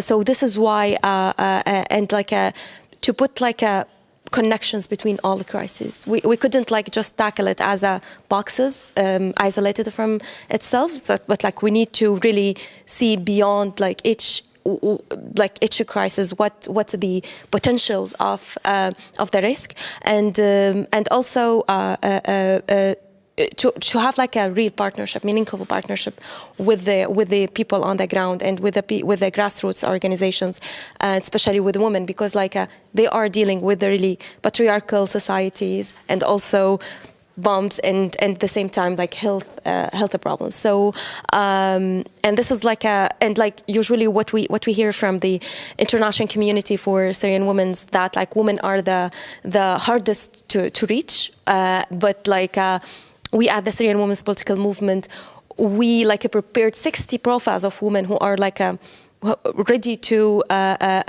be in politics and also to be in negotiation for Syria, for peace negotiation. And this is also to answer this question. Women are not the hardest to reach, but the seat at the table is the hardest to reach for women. Thank you. And I think this is the pattern we're hearing more or less for everybody. Breaking the silos. I mean, this is actually what the Agenda 2030 was all about. Yes, we have 17 goals, but we need to break the silos, otherwise we won't find any sustainable solution. And I can tell that the questions our audience have is mostly about money. I will address you for that. But also a question I want to give to the ambassador. We need to mention that the majority of the global health workforce are women. They were working at the front line of the pandemic and had higher risks to get infected. Worldwide, we will face a lack of healthcare workers. We will therefore have to improve the working conditions and wages of healthcare workers. How this issue tackles. I'm just addressing you because you were already talking about the need to invest into health and care infrastructure. And I just want to bring in here the concrete demand from the W7 to invest an additional 2% on the health and care infrastructure. This is something very concrete, and we want you to commit to this. But first of all, the ambassador, a quick answer to this one, and then we talk about money again. Yeah, this is an issue that was raised very strongly during COVID, even though women working in the healthcare workforce knew that for decades. But let's say it came to the public's attention through the COVID because we saw so many nurses and midwives and female staff working on the ground being really the battleground soldiers of the fight against the pandemic. And on the other hand, as you were saying, and I was saying, we saw only men, on TV, in the media, giving advice on how to handle this crisis. And we saw male leaders making decisions for the rest of the population. And this was not really tackled within the Generation Equality Forum because we did not have a specific action coalition on healthcare, because we decided to have transsectoral action coalition. So on thematic, thematics, but not on specific sector. So in addition, France decided to launch this coalition together with the World Health Organization, WHO, and an NGO called Women in Global Health, which advocates for more women in health workforce, more gender equal health workforce, and more women also at the head of health organizations, whether it's in the public system or in the private system, also in pharmaceutical companies and so on and so on. And so we've had some success with the coalition together with the support of the WHO, and we ask of governments and international organizations also, such as the Global Fund Against Pandemics or Gavi, the organizations that fights for vaccines, to make sure that we support and promote women in decision-making roles and bodies, and to also enroll governments to make commitments on this. And on at the national level, there was a whole reform of the healthcare sector that was launched actually before the pandemic that made even more sense during the pandemic. And one of the initiatives that was taken by the French government is to increase the wages of the nurses of the whole sector. But we know it's not enough. It's not just about wages. It's also about social recognition. It's about also their place in the whole healthcare sector. And we definitely need to invest more in healthcare, not just because there are many women working in the sector, but because it affects the whole of society. And I think this touches upon what you just said very briefly, the connection between the ministers' meeting of the health ministries and your ministers. So there are two questions, I think, that are directly linked to you. The first one you touched upon. How is the G7 planning to ensure that they are not just building back better, but actually supporting a transformative economic recovery? And linked to this, I think, is what can the G7 do to ensure that there is an increase in public spending on healthcare services around the world? So from this perspective, and could this include more provision through aid and debt relief and an ending of IMF conditions on austerity? I know that's an easy question, but we're not afraid of easy questions, so you have the floor. Okay.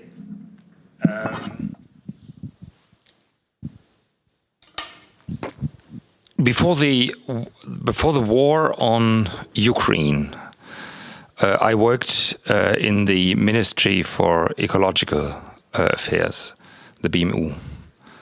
And at the end of the 4 years working there, I was crystal clear that the socio-economic transformation of the economy is on the way. Because that sounds a bit surprising, but I was really clear about that. Because I realized that a strong pressure came from the financial sector. They said it's stranding assets to rebuild gas pipelines and things like that. Since war, I'm a bit more shaking because I don't know whether it is still on top of the agenda. I hope it.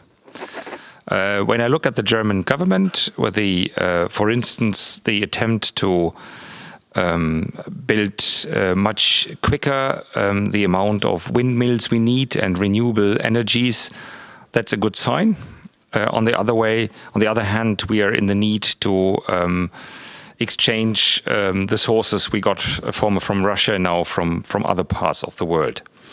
So it's a very difficult situation, but still I see also in my ministry that all the contracts we do with the partner countries in the Global South, for instance, they combine climate activities, biodiversity activities, also with socio-economic transformations. So therefore, this is on the agenda, and therefore I think that the Green Deal, but also the rebuilding programs that are actually on the way, have that in mind. So I'm optimistic in that sense, although we have possibly a moment where this rethinking of world trade is very strong, and we all don't know how the geopolitical trade systems will be after the war. The first point. Second point, I think I touched most of that, whether we increase the money in health systems. I'm sure that there is a momentum, and we are actually trying to use this momentum. It is much cheaper to invest now in being prepared and prevent, in a holistic sense, coming up pandemics, rather than spending again that much money into immediate responses that we saw in the corona crisis. And third question, which is, I have to be cautious on this ground. I think that the age of complete wie heißt denn die Formulierung? Nicht authentic. Austerity. Yes. I was sorry. There was it's just a tough word. Yes, we need austerity. To yeah. That the stiff austerity policy came to an end. I mean, during the crisis, we saw also in Germany that we excluded that we stopped that. Still, it is necessary to have solid budgets, but I think. Most of the governments know that as well as the transformation, also the building up of resilient systems costs a lot of money, and that you need money for that. And therefore, the concentration only on austerity, which was a main topic for the last decades, loosened and became a bit easier than it was before. So it's a diplomatic, cautious answer. If you ask me for my personal opinion, we can do it afterwards. I will definitely get back on that. But you just mentioned again the Green Deal, and the next panel coming up is focusing directly on climate change and climate justice more specifically. So I don't want to jump into this too much, but I just want to bring your attention to our lovely logo. And there you see not just green, you see actually a lot of colors, and this is what we ask you to. When we talk about breaking the silos, really need to add colors to those deals. We need to accomplish rainbow deals, because it's not just nature we took for granted. It's not just nature that we took for free. It's women's unpaid or very few paid work they're doing every day. And when we're transforming the whole economy, this is the very moment we really have to understand this. So it's not just green. As you see, if you just take one picture from this summit today, just this colors, I think this is very crucial. And some of you ask us, well, these are very impressive women. Where's everybody else? Where are the women from the Global South? Well, what you can't see, they're here with me.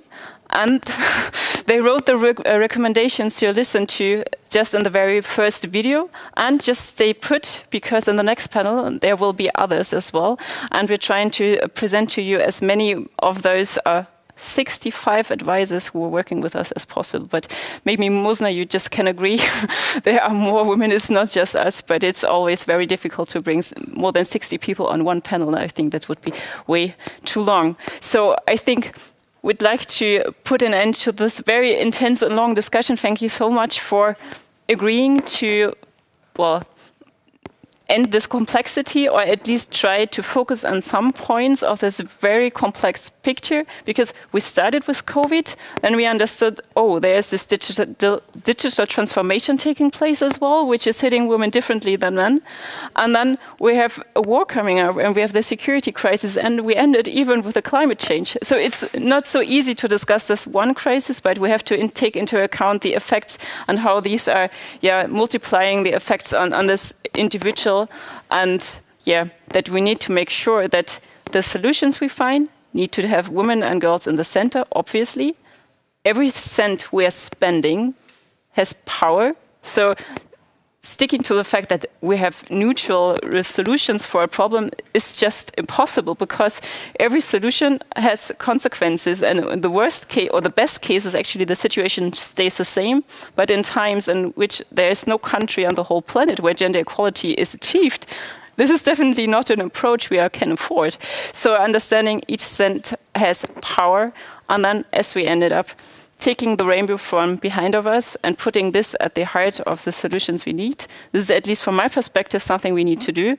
But I'd like to welcome on stage another W7 advisor, because we have here with us the co-chair of one of our working groups, the working group focusing on women's economic empowerment, justice and rights, Ursula Schäfer-Preuß. And what is important for you to understand, she was the first ever Director General, the female one, from the Ministry of Economic Cooperation and Development. So they should be some sort of colleagues, and it's good to see what's coming up next.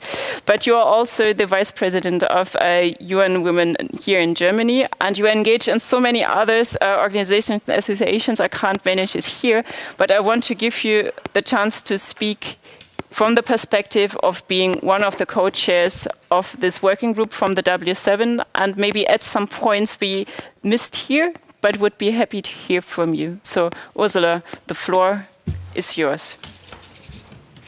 Okay. I hope this is working. Dear friends, dear colleagues, I'm really very happy to be here with you. We had a really complex discussion, exchange of views, starting, I think, with the Agenda 2030, looking into where we will be going with this G7 summit. And our particular theme, I have to get the right theme here, building back fairer key factors of a gender-just COVID recovery with a transformative economy. I think we went from grassroots and civil society up to the highest government level, and one can really see how important it is to have the dialogue between the civil society, the grassroots people, the people on the ground, and you really have given us very moving examples of the situation in your respective countries and how to cope with the manifold challenges. And then we have heard how the feminist foreign development and I would say peace global policy has to forge to get women more in the center and try to establish a more gender perspective, looking into financing and looking into funding. I think this is the gender lens that is so important. Women, men, and diversity, to get all these dimensions together.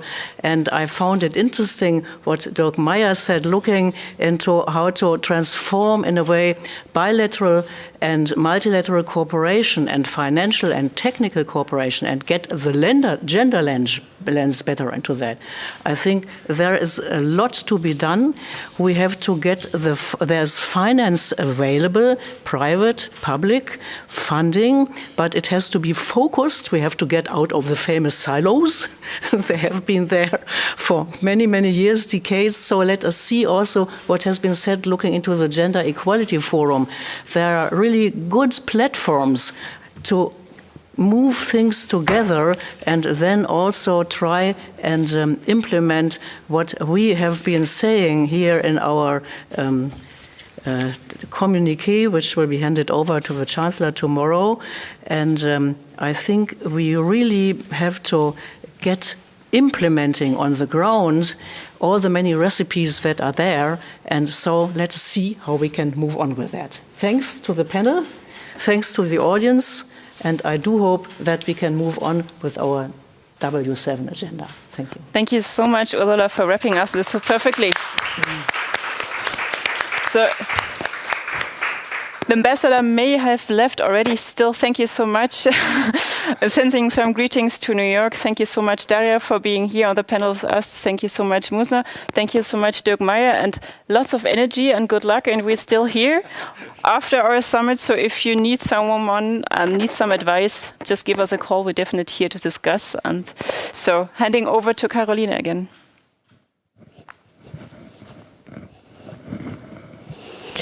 Thank you so much. It was such an incredible panel. So I owe you, dear audience, also a response on what we had left behind. You know, the interactive question, the survey from where you're dialing in. You remember I asked you, put in your town or city. So we solved this, and we can now have a quick view on this. So many people are here in Germany, of course, in Berlin, but we also have audience in Japan, in Osaka. We have have from India, we have Chandigarh, Iraq, from Ottawa, from Canada. So you can see a lot of different places, France and so on. So great to have you all with us today. And now we're having a short break. So before we start with our next discussion, and this time it is about the climate crisis and its gendered impact. So see you in 15 minutes. Enjoy.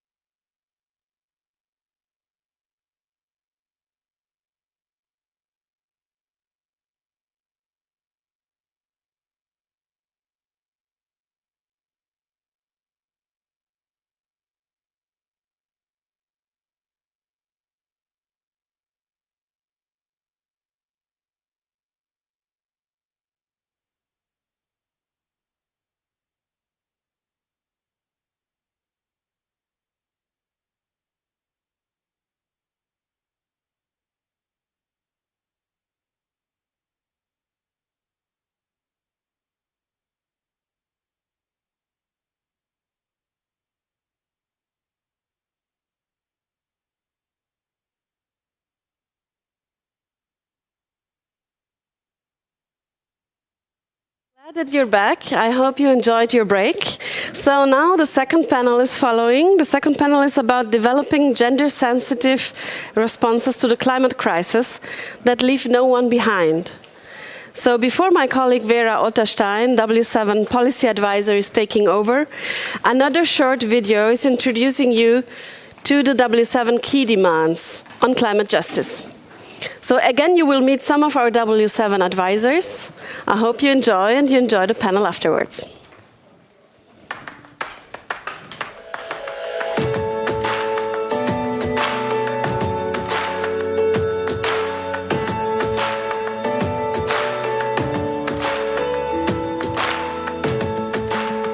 Hey G7, climate crisis is never gender neutral, and women and girls are the most affected by climate change effects. We're all fighting a global climate crisis. It impacts every single one of us, especially those who are vulnerable, including marginalized women and girls.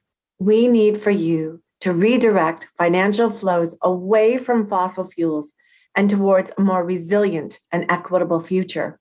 We, the W7 advisors, thus call on the G7 to invest in gender transformative climate action, promote biodiversity, and empower women towards leadership and decision-making. Advocate that women have equal rights to own access and inherit land. Advocate that women have equal legal rights to have access in financial loan, and progressively eliminate inequalities in education, in the society, and in the healthcare system by 2030. Meet and surpass the annual 100 billion goal directed at low and middle income countries. Ensure that funding has an intersectional approach and accessible to feminist and women's rights organizations. Redress loss and damage with a strong gender lens. We also need for you to recognize that low and unpaid care work is systematically relevant for climate change adaptation and resilience plans. So, the G7 leaders, are you ready? It is time to deliver. It's time to deliver. So G7 leaders, are you ready? It's time to deliver.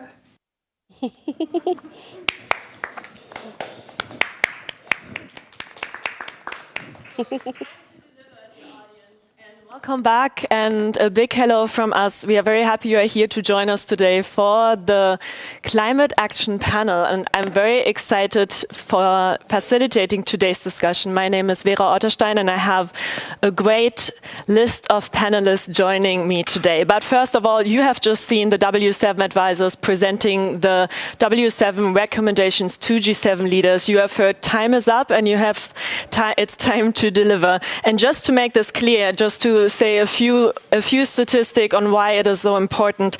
When disasters strike, women are affected 14 times more often, are 14 times more likely to die. 80% of the displaced people around the world, they are women and children. And we have recently seen in the IPCC report that global leaders have failed to implement gender transformative and effective responses. So time is running, and this is what we want to discuss today. So I'm very happy to introduce to you our esteemed panelists. And just to say this, today it's even more relevant because tomorrow the G7 ministers for climate and environment will meet in Berlin to discuss their responses to the crisis. So we really hope they are listening, because we have some responses ready for you, and I'm happy to introduce to you, first of all, I'm Janet calling from Kenya, and Dr. Janet Kababeri Macharia, she is head of the Gender and Social Protection Department and senior advisor on gender issues at the United Nations Environmental Programme. For the past 20 years, Janet has been promoting women's empowerment at a global, national and regional level at the UN Development Fund for Women, United Nations Development Programme, and many more. So thank you, Janet, for joining today's panel. Also joining online is Harjeet Singh, and he is actually he's the co-coordinator of the Climate and Justice Working Group of Civil 7, and also expert on climate impacts, adaptation and migration. He also works as a strategic advisor to the Global Partnership for the Fossil Fuel Non-Proliferation Treaty. So, and in this role, he also led the Action Aid International Global Work on Climate Change until to recently. And Hajid, what I also found very remarkable, you are also co-founder of Satit Sampada, a social enterprise that promotes sustainable and organic agriculture in India and beyond. So we are very looking forward to also hear about your experiences from that work. So good to have you here. And now turning to my right and to my left, maybe first left, Hannah. Hannah is here because she is because now I'm looking for the introduction. Because Hannah is our U7 delegate, and also you are the working group chair of the climate group of the U7, correct? And you are not only that, you are a sustainable activist from South Africa. You are studying in Cape Town. And you are also the co-chair and co-founder, actually, of a big organization in South Africa. Because I now lost this page, can you follow up on your the organization here? The South African Youth for International Diplomacy. Thank you. So we are very happy to have you here because you have not only joined this year's Y7 dialogue, but also last year's Y20 dialogue. And so it will be very interesting to hear your perspectives from the different processes and the youth perspective and how this intertwines with the gender perspective. And last but never the least, Martina, we are very happy to have you here. Maybe it will be a little surprising for you that Martina is on my right because unfortunately State Secretary Jennifer Lee Morgan wasn't able to attend today. So we are very, very happy that Martina Rogato, our esteemed W7 advisor and working group chair for climate justice, is joining today's panel. And as you have just seen, together with Ruth Richardson, she is our climate action expert in W7. And she's not only that, but also sustainability advisor and founder of ESG Boutique and professor at LUMSA University of Rome. And she is co-founder and honorary president of Young Women Network in Italy and was Sherpa and spokesperson of Women 20 in Italy last year. So Martina, thank you so much for joining today. My pleasure. So enough of the talking. Let us now start with the first round of discussions. But before having said that, I also do my best to look at this little iPad, and we have our question list up. So please use the tool. I'm already seeing a lot of different questions, and I'm doing my best to integrate them into the discussion. So let us start with the first round. We have 3 rounds of questions for our dear panelists. So I would like to start with Janet. Janet, you in your role as head of the Gender and Safeguards Unit at UNEP, you are supporting your member states in integrating environmental policies into the development and investment planning, and you also provide tools and technologies that help the member states to implement an environmental sensitive policy. So what do you perceive as the main challenges from your work? Because you have the perspectives from the different member states and the different cultural and economic backgrounds that they come with. What do you perceive as the main challenge in integrating a gender perspective into these kind of technologies and tools? Thank you very much, and thank you very much for the invitation to come and participate in this panel. I'm very happy about being part of it.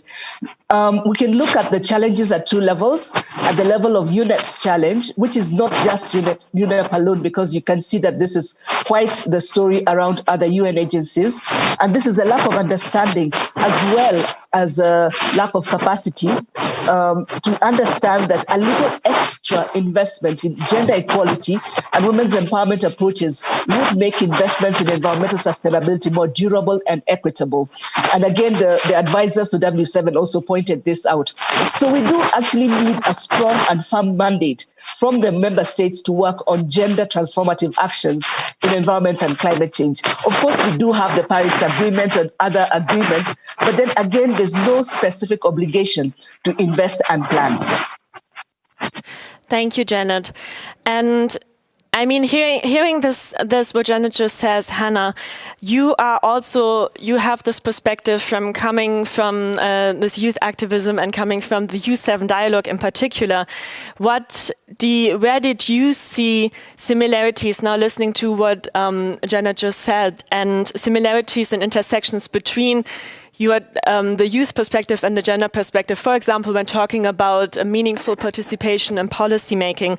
And also, I mean, you're also coming from South Africa, and what we see and what we just heard, that it's women and girls from the Global South that are actually the ones that are most effective in multifaceted ways. So do you believe the Global South is actually adequately engaged in the G7 process so far? Yeah. Thank you for the questions, Vera, and thank you for inviting me. It's a real honor to represent my Y7 colleagues and my country, South Africa. So to answer your first question, I think that women and youth face very similar issues when it comes to barriers to being part of high-level negotiations. So it's often young people and women that are working on the ground, starting social movements, whether it be around climate change or social issues. But if you just have a look at our G7 leaders, our heads of state, all of them are men. Most of them are white and most of them are relatively old. And so even though we are here today at the Women's 7 and last week I attended the Youth 7, and that's really amazing, I have to ask myself, you know, how far do our recommendations go if they're landing on the laps of old white men? And then to answer your second question, my main motivation for working in the sustainability field is the reality that Africa has contributed the least to climate change, but is going to be most impacted by its effects. And this justice issue is not taken into account enough in the G7 dialogues, and the accountability is lacking as well. So in previous years with the Y7, countries have been invited, additional countries have been invited as observers. So they merely would sit in the conversations and they were not allowed to give input or vote. But I'm happy to say that the German organizing team was much more progressive and inclusive.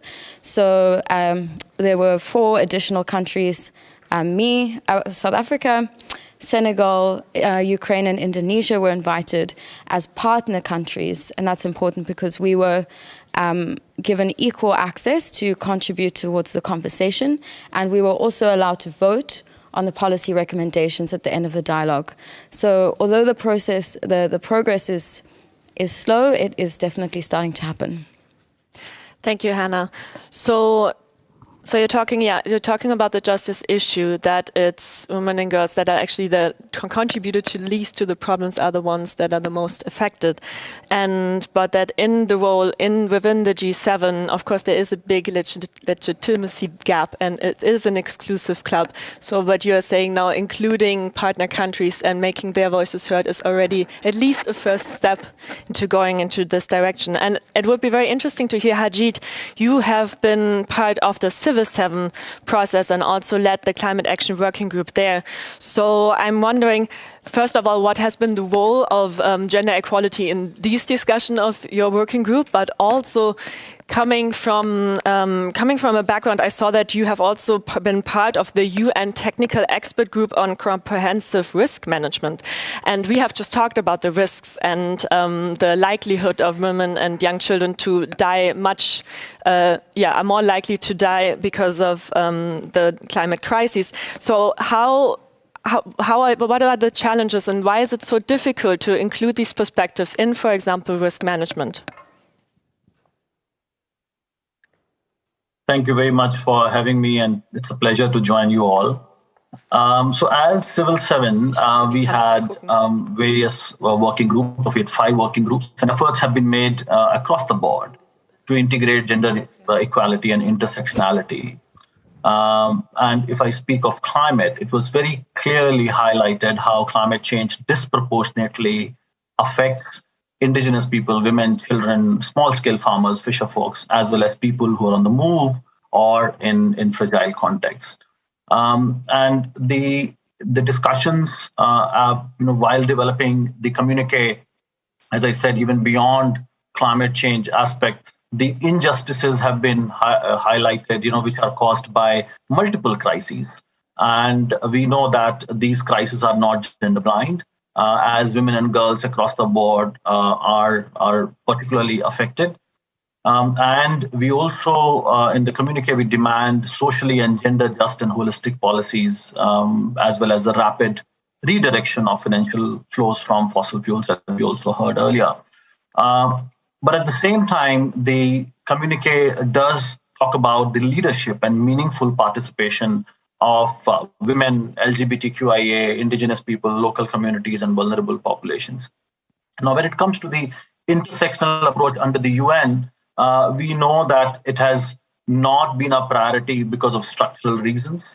And but at the same time, in the last few years, we have seen things changing as the constituency groups representing those vulnerable populations and sections of the society, they have been way more assertive than ever. And we have seen women's rights groups in particular have worked really hard in the last few years to make themselves heard in that space. And I can speak that, highlight that, for example, Paris Agreement includes language on gender equality and empowerment of women. Similarly, what we could manage to get in 2014 was a work program on gender, which then evolved into a full-fledged work program on gender in 2019 and also gender action plan. Now, this has not been easy, knowing that 200 countries, their governments and societies come from a very different context. But concretely speaking, if you look at whether it's leading to change on ground, I would say yes, there is progress. For example, there was a recent review of Green Climate Fund.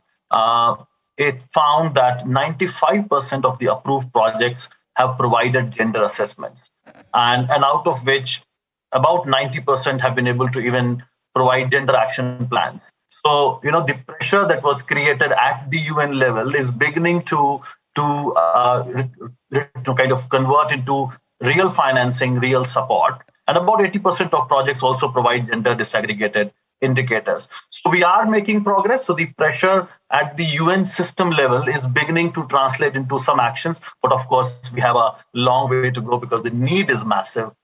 The inequality that exists is huge. But yes, the efforts that we are making, and particularly the women's rights constituency, gender constituency, that has started seeing some fruits of action. Thank you. That are very good news, and I've noted that now 95% is a great number. And just highlighting again, one of the W7 recommendations is, for example, that ODA funded programs, that all of them come with a gender lens, and at least 20% of these programs just actually spotlighting and having gender equality as their main objective. Like these two recommendations are from the W7 communique. So I think this really, hearing that the UN is already making that such big progress and pioneering this this way of working is, I think, a very good start and a big step. It would be interesting to hear now from a little different perspective, because as I just said, Martina, she is not only very an activist in, you're not only at a university, you're not only working at this big organization, NGO, but you are also a sustainability advisor, and you work with companies to help them integrate the ESG standards and help them integrate gender perspectives into their ways of working. So I would be very interesting now, kind of going from this policy making to this level. What are your experiences, and why is it so challenging to convey this message? Thank you so much, Vera, and thanks to the W7 presidency for this invitation. It's an honor representing Italy and also the W7 working group on climate justice. And we are a very diverse team coming from different countries beyond the G7-1. And for this, thanks to the W7 presidency for this choice. Usually from a private sector point of view, when we imagine ESG, we are very focused on the E of environment rather than to the other aspects. So Usually companies do not consider sustainability ESG as a strategical integrated approach with environmental issues, but also human rights impacts and economical impacts. Or when we are focused on S of social, we are more focused on charities and philanthropic initiative rather than human rights. So it's very important, I think, to stress the accent on the importance of developing an integrated approach. That means mapping human rights impacts along the value chain of a company, also including an intersectional and gender approach. Because diversity, first of all, means women's rights and do not discriminate people because of gender, sexual orientation, identity, and so on. So it's a very human rights issue and should stay inside the S. Things are changing a lot, especially in the last 2 years, because companies are becoming year by year more aware. European Union, for example, is pushing a lot with mandatory regulations and directive on it. But we need to spread awareness, and we need also to improve, as SDGs used to say, partnership among different stakeholders to really create something very more impactful and inclusive. Thanks. Thank you, Martina. I think it's very important to hear also this perspective, because when we talk about policy making and the ways the policies affect the way the economy is built, and of course we are always talking about not only improving the system but also rebuilding the system, I think it's very important to hear how the corporate side is trying to make little steps, and it's more important to have someone like you explaining and conveying and making the connection to the civil society movements.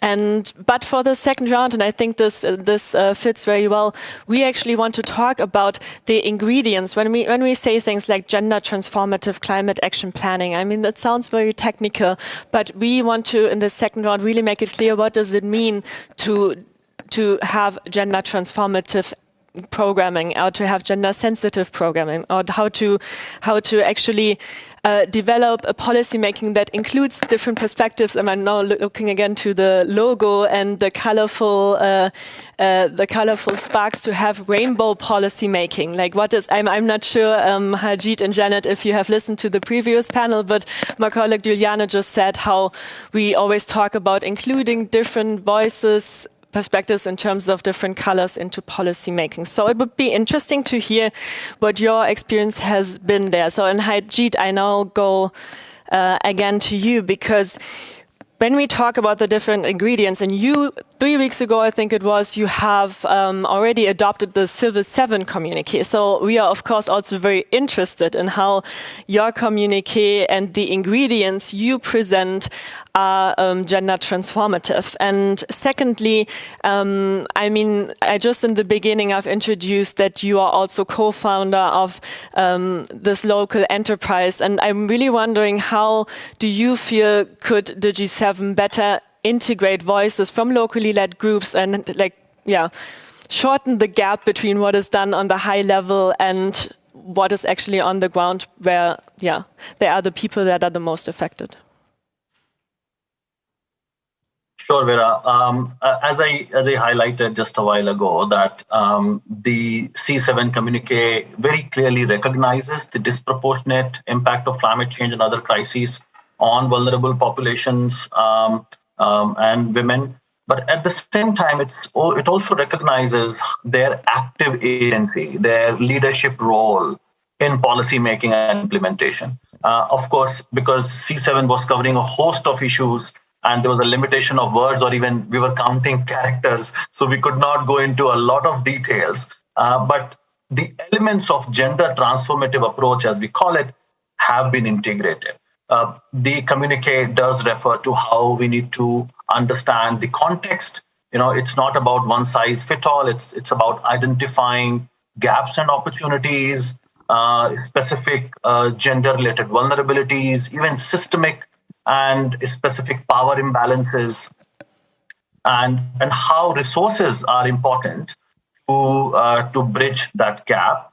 and how communities need to have equitable access to resources. And if I also connect that with the humanitarian group that talked about relief and recovery, response, resilience. So the whole spectrum was covered in the communique. And it's also about recognizing the role women play and the burden that they have. Of course, as I said, many of the elements have been highlighted much more in the W7 communique. C7 also talks about the basic services, how we need to provide that access, promote social protection, and also how we need to create spaces for discussion, collaboration, participation, leadership. So some of those aspects have been highlighted well, so which do connect with the gender transformative approach. So we need to look at C7 and W7 communique in conjunction to cover the range of crises that we are facing as a humanity, and how we need to have holistic as well as much more deepened approach in dealing with some of these issues and promote gender responsive and gender transformative approaches. Thanks. So you also asked about the enterprises. I would say the kind of challenge that we are facing, we need to make sure that the solutions come from the ground.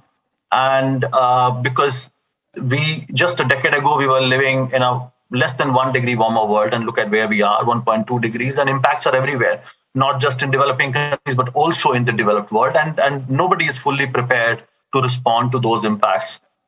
And on one hand, you need better governance systems, you need more resources, but that should be coupled with more power and more space to communities to develop their own solutions. So, our role, where I'm involved in a social enterprise where we are working very closely with the farming community, and particularly women who have such a huge role in agriculture, particularly in developing countries, we are making sure that they get more resources. Their knowledge, their existing traditional knowledge has to be respected and promoted. At the same time, it has to be coupled with scientific knowledge so that they can develop their own solutions. Because we sitting here developing solutions for them are not going to work. In the past, they didn't work. In future, they will not work at all because the context changes. Look at the kind of uncertainty that climate change brings in. So we need to be empowering communities.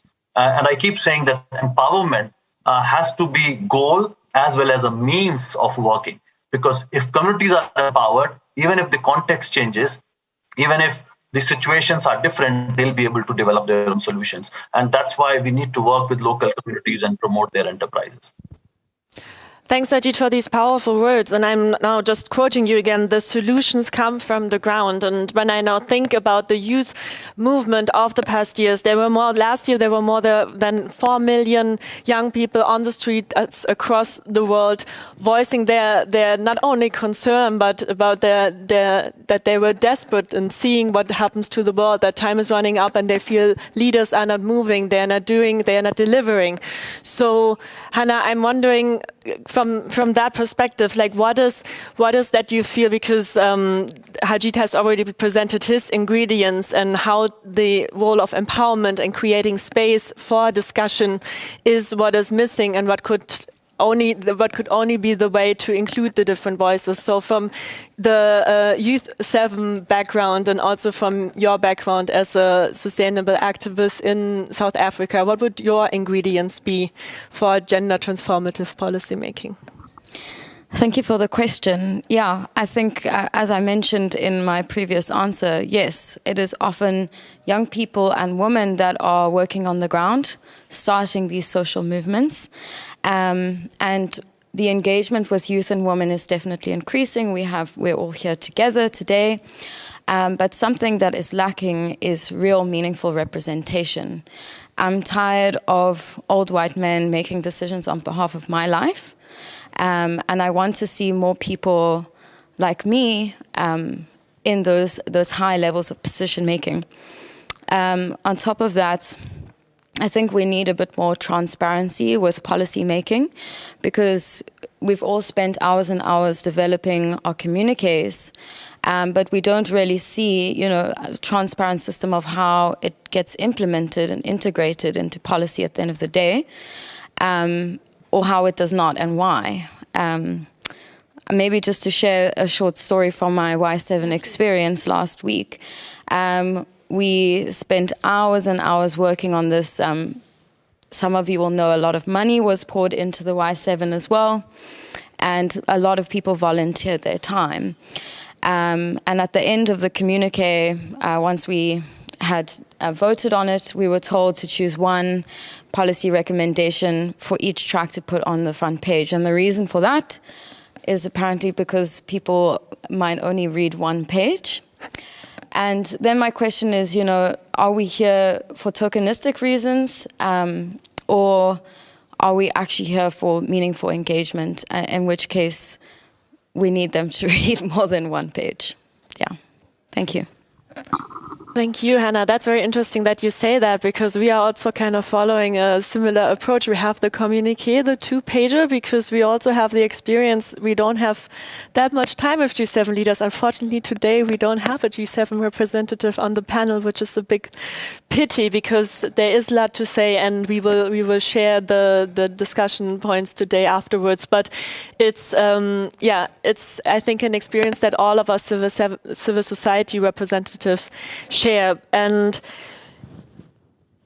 coming from that, Janet, I have still a couple of questions, because I still would like to hear also your kind of perspective of what Harjeet has said in the first round, how there's lots of progress in the United Nations in terms of spotlighting gender equality in different programs, and that way, like, meaningful in integrating gender perspectives in the programming, and maybe not only looking at gender equality at one point of time as it's done earlier, when gender equality is just maybe like a picture that you just quickly talk about. So I'm wondering, it would be very interesting to get some concrete examples, like what are best practices from your work at the United Nations Environmental Programme, and how do you think, so now talking to G7 leaders, what are like the lessons learned that you would ask them to integrate into their policy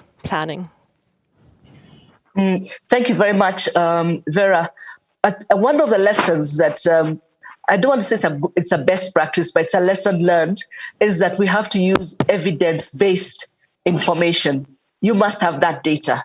You must have that data that is actually verifiable and that we can rely on to argue the case for gender equality and women's empowerment.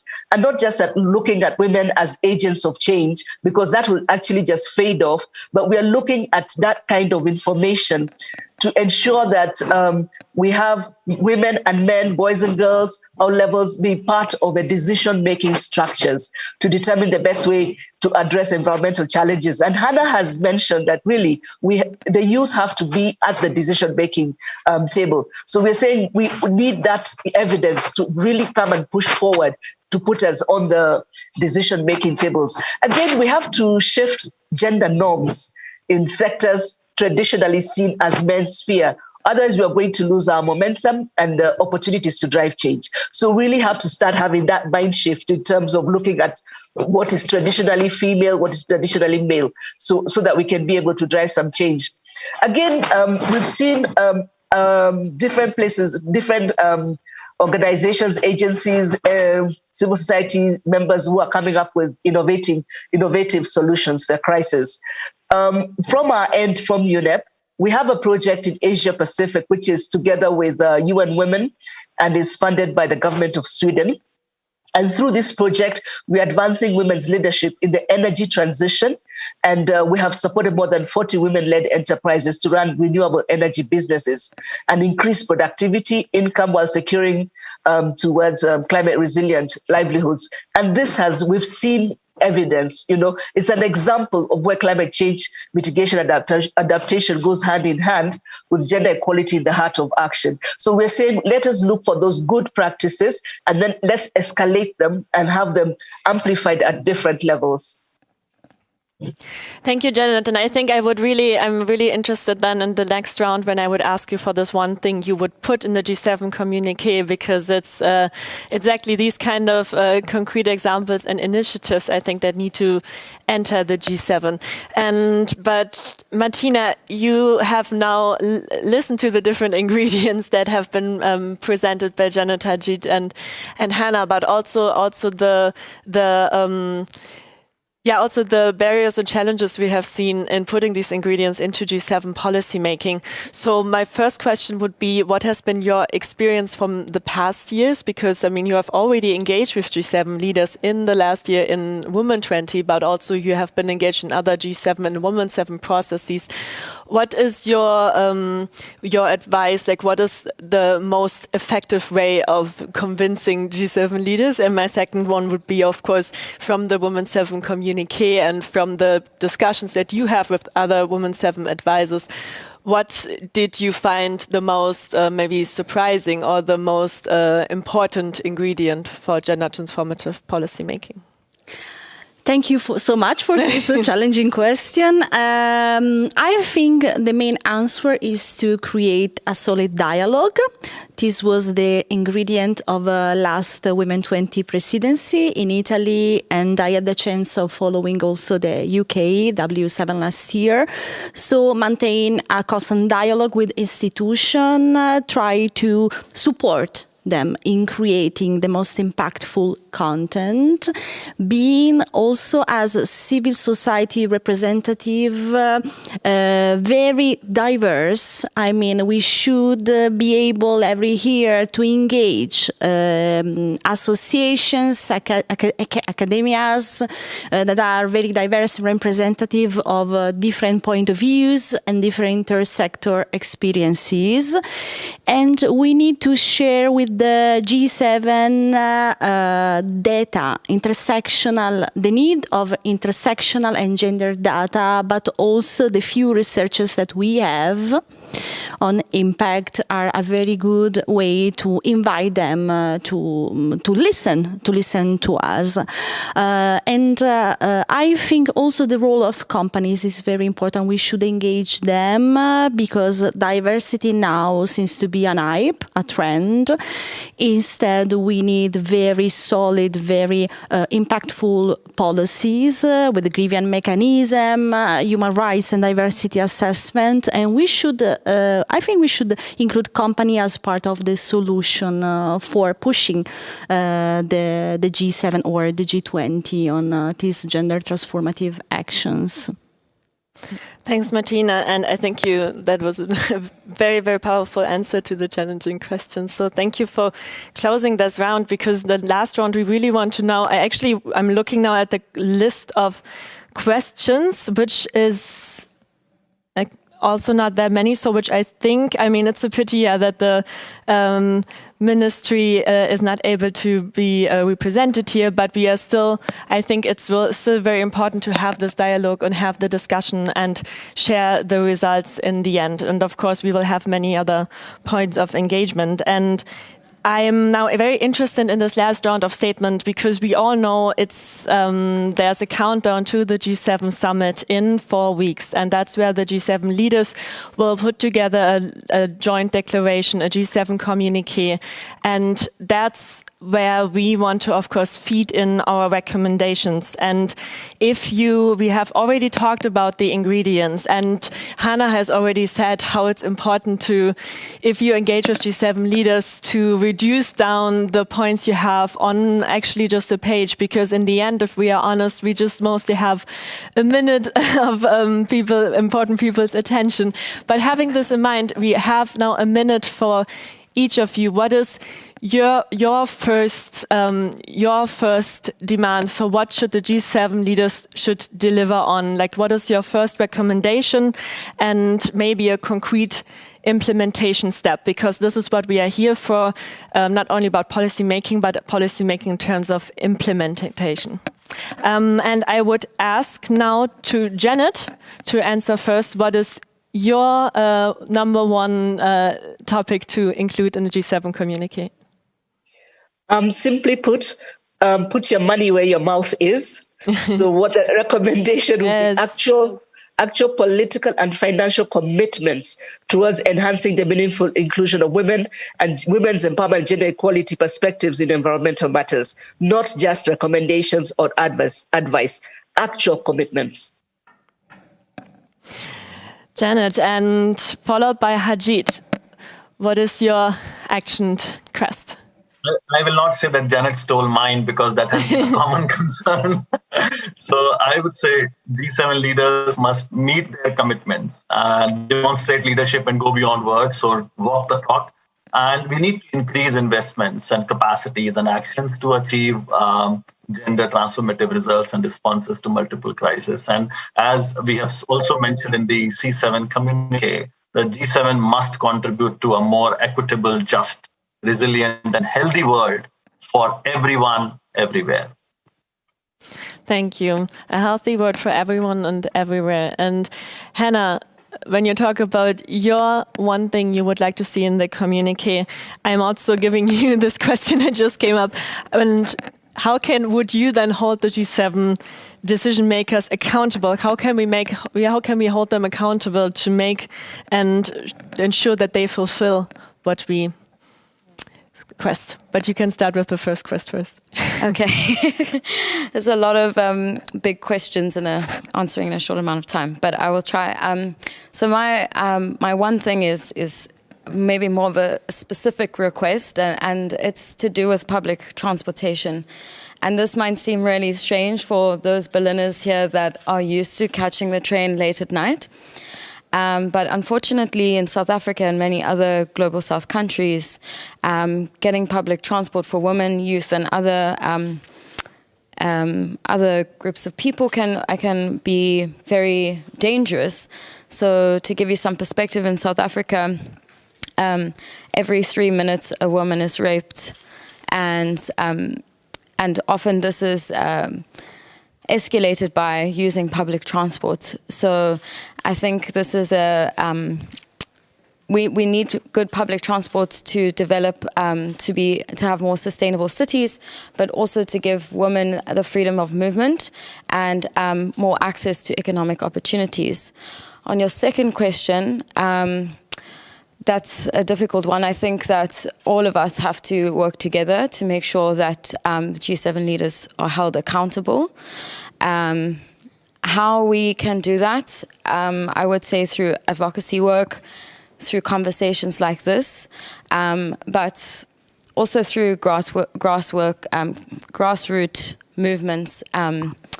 I think this is more of my area of working. Thank you. No, but that's exactly the kind of answer I think that the audience needs to hear. So and I think also the question of how to hold G7 leaders' accountability is also a really good question for Martina. But first of all, what would be your one recommendation to include in G7 communique? This is a personal recommendation. The green transition will create lots of jobs, too many jobs, gladly, in the next few days. But we can't have a green energetic transition with human rights violation or lefting women behind. So green transition should be just. And let's not underestimate the fact that if there are too many stereotypes on green jobs and STEMs, and green jobs and women we lost also this opportunity because over the years with STEM, science, mathematical jobs, there was the stereotype that women weren't good enough on it. So we should go beyond the bias that women are not good in STEM. Firstly. Secondly, we should go beyond the bias that for working in the green transition, you need STEM competencies and skill. Also, human rights skill are very important. So my recommendation is to really stay focused on a just green transition. Thank you, Martina. And to close the discussion, so thank you so much for the input. I would actually ask you now, Martina, because you have been also asked to have the role of the wrap-up and present our Women 7 recommendations again to the audience. And yeah, I would ask you to go up front, and the stage is yours. Your Excellencies, dear guests, colleagues, ladies and gentlemen, it's a pleasure to close and wrapping up the climate panel after this outstanding intervention, and thanks to the W7 presidency. As W7 advisors and the Climate Justice Working Group, we call G7 leaders and also all G7 ministers of environment and climate change that will meet from tomorrow in Berlin to, first of all, mainstreaming gender equality in all climate change challenges and commitments, because as mentioned before, showing a few challenging data, climate change is never gender neutral. And also climate emergency is one of the biggest crises we are globally facing and is exacerbating lots of differences between economies, between different generations, and obviously among genders, with a particular impact on women and girls in all of their diversity. We ask to the Group of 7 to, first of all, safeguarding the legitimate right of all women and girls to be at the heart of climate justice, playing a role of leaders in driving climate change solution for all of us. We ask leaders to ensure an integrated approach, let's say, on ESG standards that also include human rights and a gender and intersectional approach. And concerning climate change mitigation and adaptation, we ask to guarantee evidence-based actions and a social and gender justice framework. We call all leaders to invest in gender-responsive climate action and biodiversity conservation measures that are ecosystem-based but also community-driven. As mentioned before, stakeholder engagement, listening to local community, including women and girls, is fundamental. And we ask leaders to meet and surpass the annual $100 billion goal and increase grants-based climate finance directed at low and middle-income countries, with at least 50% of gender-responsible adaptation. And last but not least, we ask to leaders to ensure that funding are based on an intersectional approach with a special focus on accessibility also for women's rights organizations. Climate change is a huge challenge for all humankind, but it could be also a unique opportunity for all women and girls to lead sustainable solutions, also redesign a new post-pandemic recovery driven by equality. It's time to deliver. It's time to deliver, Martina. Thank you so much, Janet, and thank you so much, Harjeet, for joining us virtually. I know it's much more difficult to follow and to engage and react if you're joining digitally, but thank you so much for being there. And thank you, Hannah. We are so happy that you are still here after the U7 summit last week. And thank you, Martina. And thank you to the audience. And we are now looking to G7 leaders. We are looking to tomorrow's G7 ministers meeting, and it's time to deliver. You have heard the ingredients, so time is up. We are awaiting a meaningful response. Thank you. Thank you.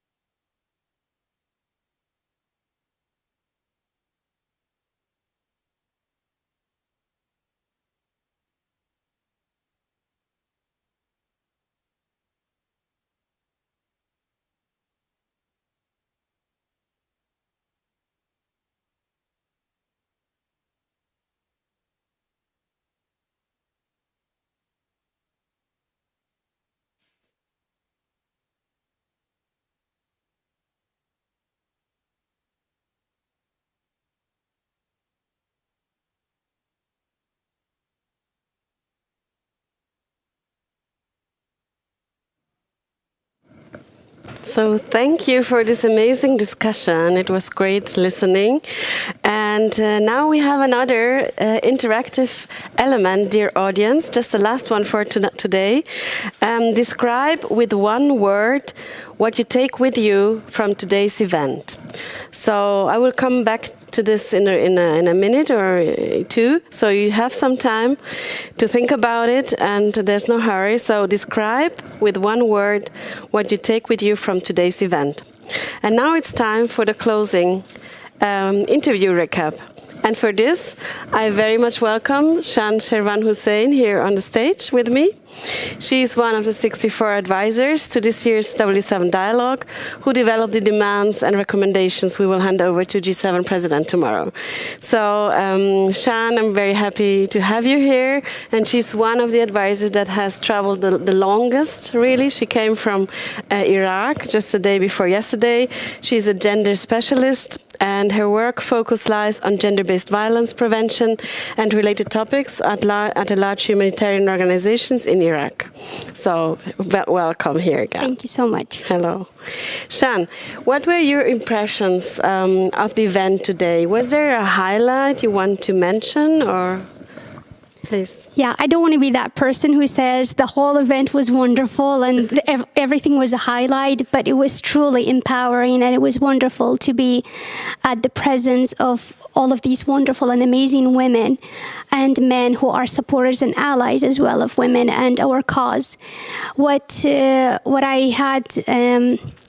loved about it is we talked about a lot of different crises, conflicts, war, climate change, COVID and recovery of COVID, and it was easy to see that these conflicts that we're talking about and crises that we're talking about don't have boundary, unlike the states, unlike the countries that we're talking about, that we think this is a specific issue for a specific nation.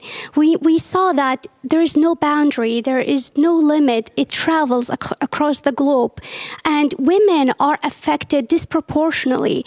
And what we did throughout working on the communique and our recommendations, we all kept this in mind, and we were a diverse group of women all over the world working on these recommendations, all of us having different experiences and bringing it to the table, making sure that we are reflecting them.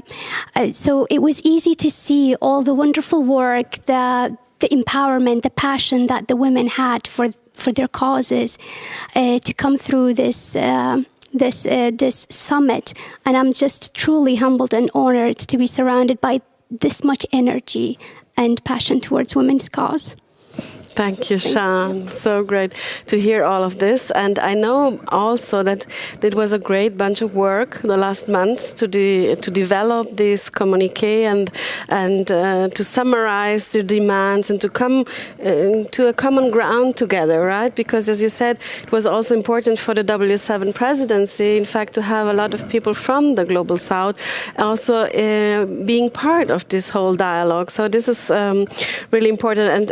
But if you think of the communique and the demands, maybe also of your working group or so, and also maybe regarding what we've heard today or so, maybe if you can mix this, which demands or which key demands would you like to emphasize here? Yeah, just before emphasizing on the demand, I would like to say the communique we developed, I agree with you, and we became part of this wonderful group since January. But what we brought to the table was our pain, our sorrows, when we decided to speak up, when we weren't allowed to speak up, when we decided to have a chair on the table, have a say in different meetings. We brought all of that back, experience that we have had throughout our lives and the barriers that we have broken, and poured it into this communique.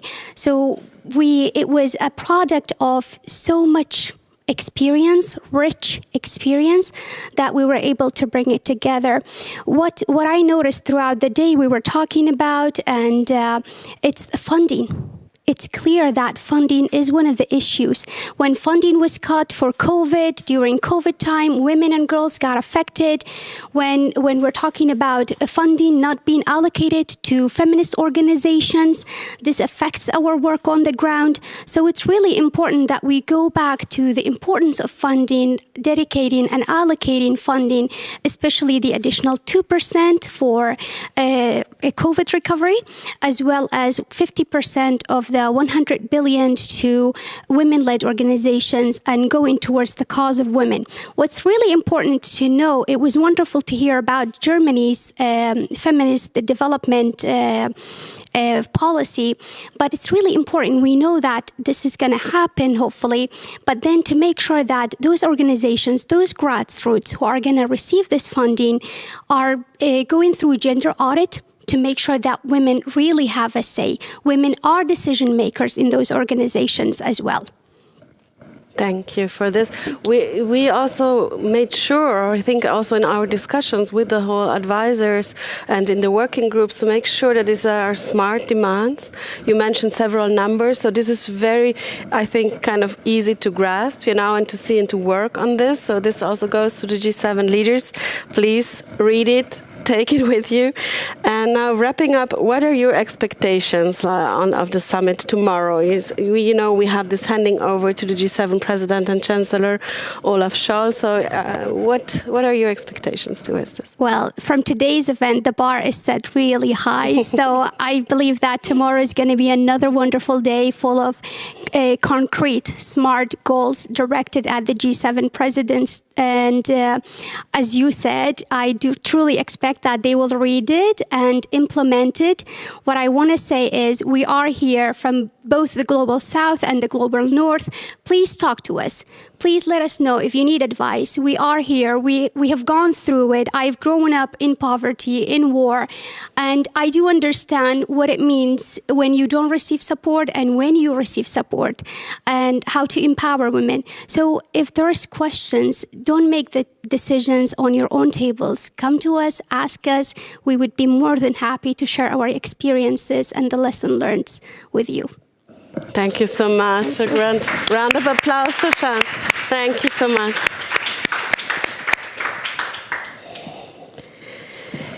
Dear audience, I will come forward maybe here. This concludes the first day of the W7 Summit 2022, but not without a brief look ahead of tomorrow. So tomorrow, as you know, will be the big day of the handing over of the W7 demands to the G7 President and German Chancellor Olaf Scholz, and look forward together with us that Olaf Scholz will be here present with us for his keynote and the exchange and the handing over. So we'll very much look forward to this. And we will as well have a third panel tomorrow, and this will be on feminist foreign policy with State Minister Anna Lührmann and renowned international activist. Furthermore, we will hear from Professor Allmendinger. She's this year's chairwoman of the GIEC, of the Gender Equality Advisory Council. And as well, we will hear voices from W20 Indonesia, our sister process dialogue, and an outlook to W7 2023 hosted by Japan. So we are excited, and we hope you join us also at the second day of the W7 Summit 2022. So more information on the agenda can be found on women7.org and on our social media channels, of course, at Women7Official.